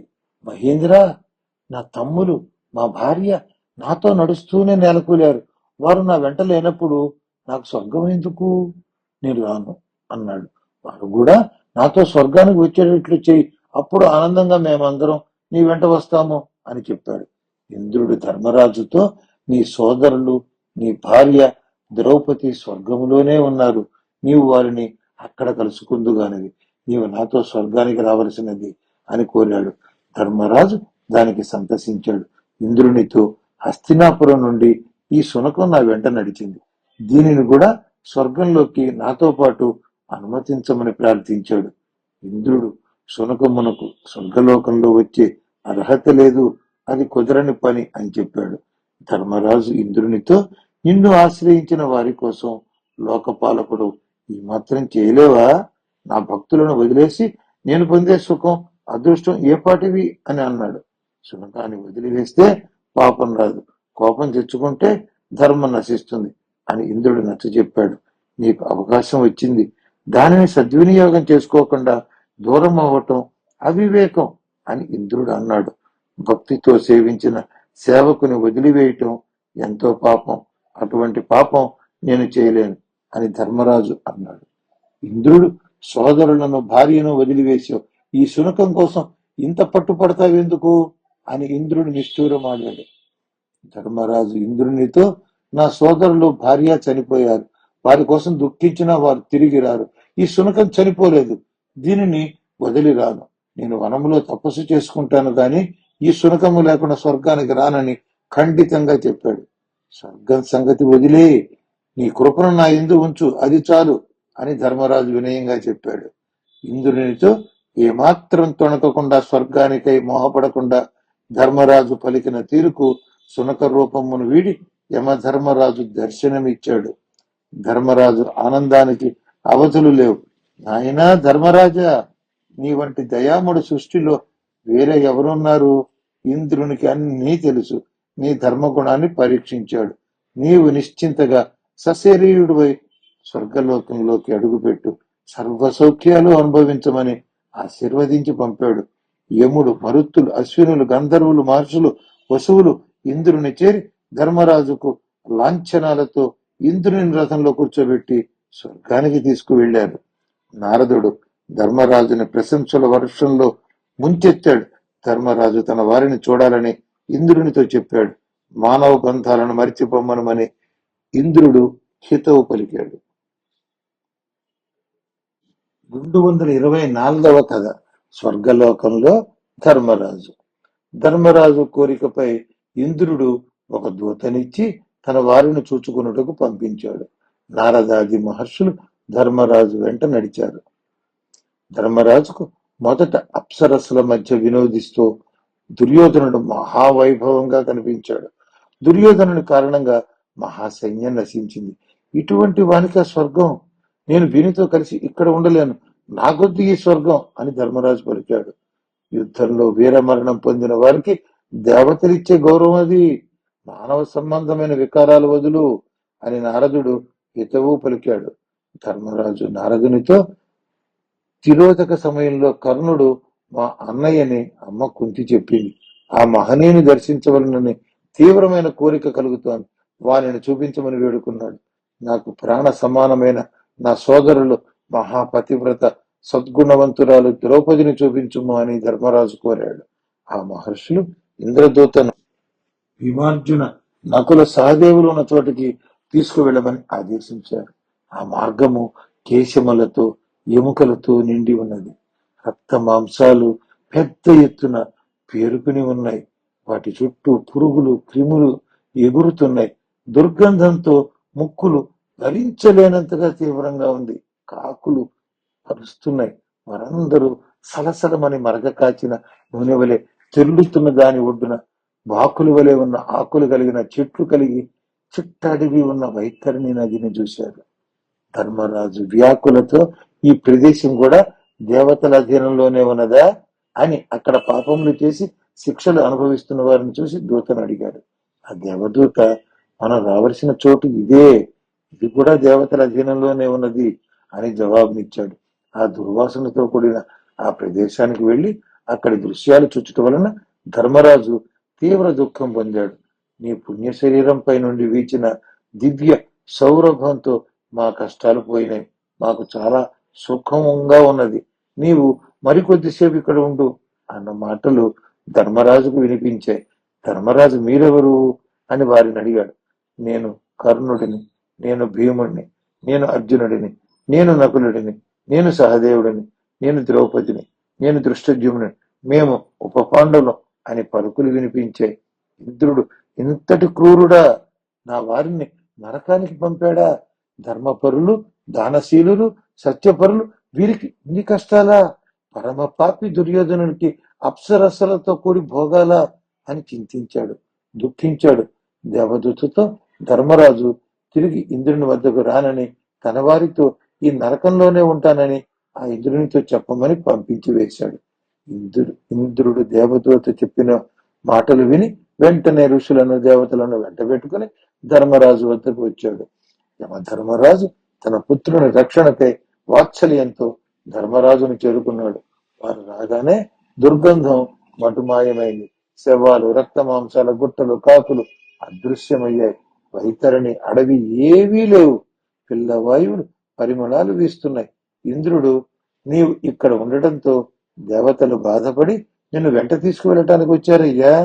ధర్మరాజా, నీకు సిద్ధి కలిగింది, బ్రహ్మలోక ప్రాప్తి కలిగింది అని చెప్పాడు. భూమిని పాలించిన రాజులకు నరక ప్రవేశం అవశ్యం. ఇది వేదం చెప్పిన మాట. ధర్మరాజా, పాపం పుణ్యం కలిసే ఉంటాయి. పుణ్యం స్వర్గాన్ని ఇస్తుంది, పాపం నరకాన్ని ఇస్తుంది. ముందుగా స్వర్గం పొందినవాడు తరువాత నరకంలో తీవ్ర బాధలు పొందుతాడు. కొద్దిగా పాపం చేసిన వాడు తర్వాత స్వర్గంలో అధిక సుఖాలు పొందుతాడు.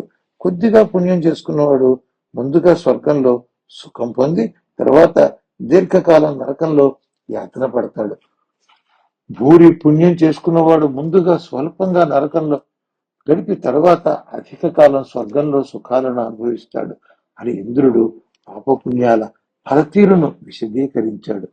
ధర్మనందన, నిన్ను ఇక్కడ ముందుగా పంపింది సంపూర్ణ స్వర్గ సుఖప్రాప్తి కొరకే అని ఇంద్రుడు చెప్పాడు.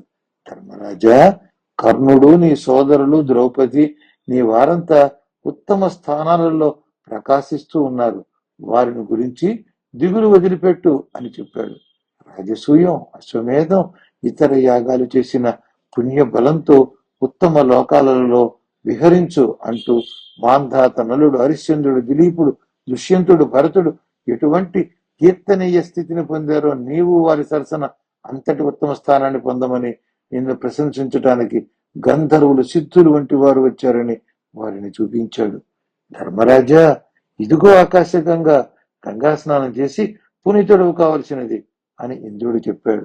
యమధర్మరాజు తన తనయునితో, నిన్ను మొట్టమొదటిసారి చూసి ద్వైతవనంలో, రెండవసారి మేరు పర్వతం వద్ద శునక రూపంలో నిన్ను వెంబడించి మూడవసారి ఇక్కడా పరీక్షించాను. నా యందు భక్తి నిశ్చలంగా ఉన్నాయి. నిన్ను బాగా పరిశోధించాను. ఇంకా దేనికి వ్యథ చెందవద్దు. నియమానుసారం రాజు నరకం చూడాలి కాబట్టి నిన్ను నరక దర్శనం చేయించాం.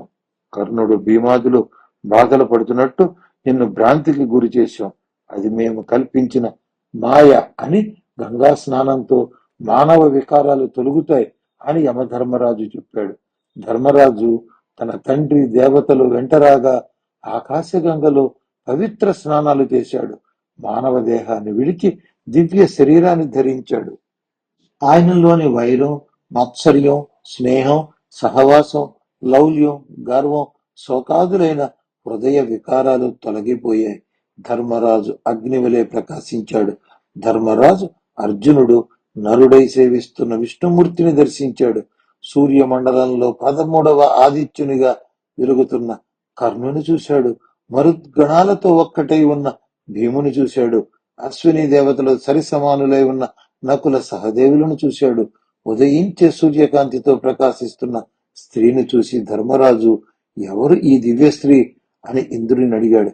ఈమె మహాలక్ష్మి, ద్రుపదునికి ద్రౌపదిగా అయోనిజయ్యై పుట్టి మీ ఇంటిని మెట్టింది. అది పరమేశ్వరుని ఆజ్ఞ. కనిపిస్తున్న గంధర్వులే ఉప పాండవులు. ఆ గంధర్వరాజు ధృతరాష్ట్రుడే మీ పెద్ద తండ్రి ధృతరాష్ట్రుడు అని చూపించాడు. ఇంద్రుడు, సిద్ధులు, సాధ్యులు, విశ్వేదేవత అంశంలో జన్మించిన సాత్యకి వంటి యదువీరులు, చంద్రాంశతో పుట్టిన అభిమన్యుని చూపించాడు. పాండురాజు కుంతి మాద్రులతో కలిసి వస్తున్నాడని చూపించాడు. వసువులలో కలిసి ఉన్న భీష్ముని, బృహస్పతి ఉన్న ద్రోణిని చూపించాడు. ఆ విధంగా ధర్మరాజు స్వర్గలోకంలో తన వారందరినీ దర్శించి తృప్తి చెంది 225వ కథ. ఉగ్రశ్రవుడు మహాజ్ఞాని, ఏకసంతాగ్రహి, రోమహర్షణుడను సూతపుత్రుడు, వ్యాసమునీంద్రుని శిష్యుడు. ఆయన కుమారుడు ఉగ్రశ్రవుడు గొప్ప కథకుడు. నైమిషారణ్యంలో సౌనకాది మునులు సత్రయాగం చేస్తున్నప్పుడు ఉగ్రశ్రవుడు అక్కడకు వెళ్ళాడు. ఆ మునులు చక్కని కథ చెప్పమని ఉగ్రశ్రవుని కోరారు. ఉగ్రశ్రవుడు, మీకు ఎటువంటి కథ కావాలి అని అడిగాడు. ఆ మునులు హృదయాన్ని స్పృశించేది, అపూర్వమైనటువంటిది, పరిపూర్ణ జ్ఞానాన్ని అందించేది, సర్వ పాపాలను తొలగించే పుణ్య కథను చెప్పమని కోరారు. ఉగ్రశ్రవుడు జనమేజయ మహారాజు చేసిన సర్పయాగానికి వెళ్ళాడు. వైశంపాయనుడు జనమేజయునికి చెప్పిన భారత కథను విన్నాడు. వ్యాసానుగ్రహంతో శౌనకాది మునులు కోరిన శుభలక్షణాలు ఉన్న ఏకైక కథ మహాభారత కథ అని తలచి వారికి భారత కథను చెప్పాడు. వైశంపాయనుడు జనమేజయునికి చెప్పిన దేవరహస్యం ప్రద్యుమ్నుడు సనత్కుమారునిలో కలిసిపోయాడు. ధృతరాష్ట్రుడు తన భార్య గాంధారితో కలిసి కుబేరలోకంలో శాశ్వత నివాసం పొందాడు. పాండురాజు కుంతి మాద్రులతో కూడి ఇంద్రలోకంలో స్థిరపడ్డాడు.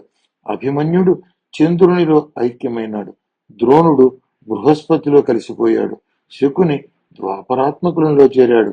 దుర్యోధనుడు తొలుత స్వర్గంలో సుఖాలు పొంది తరువాత నరకంలో హింసించబడి హరిపురుషునిలో కలిశాడు.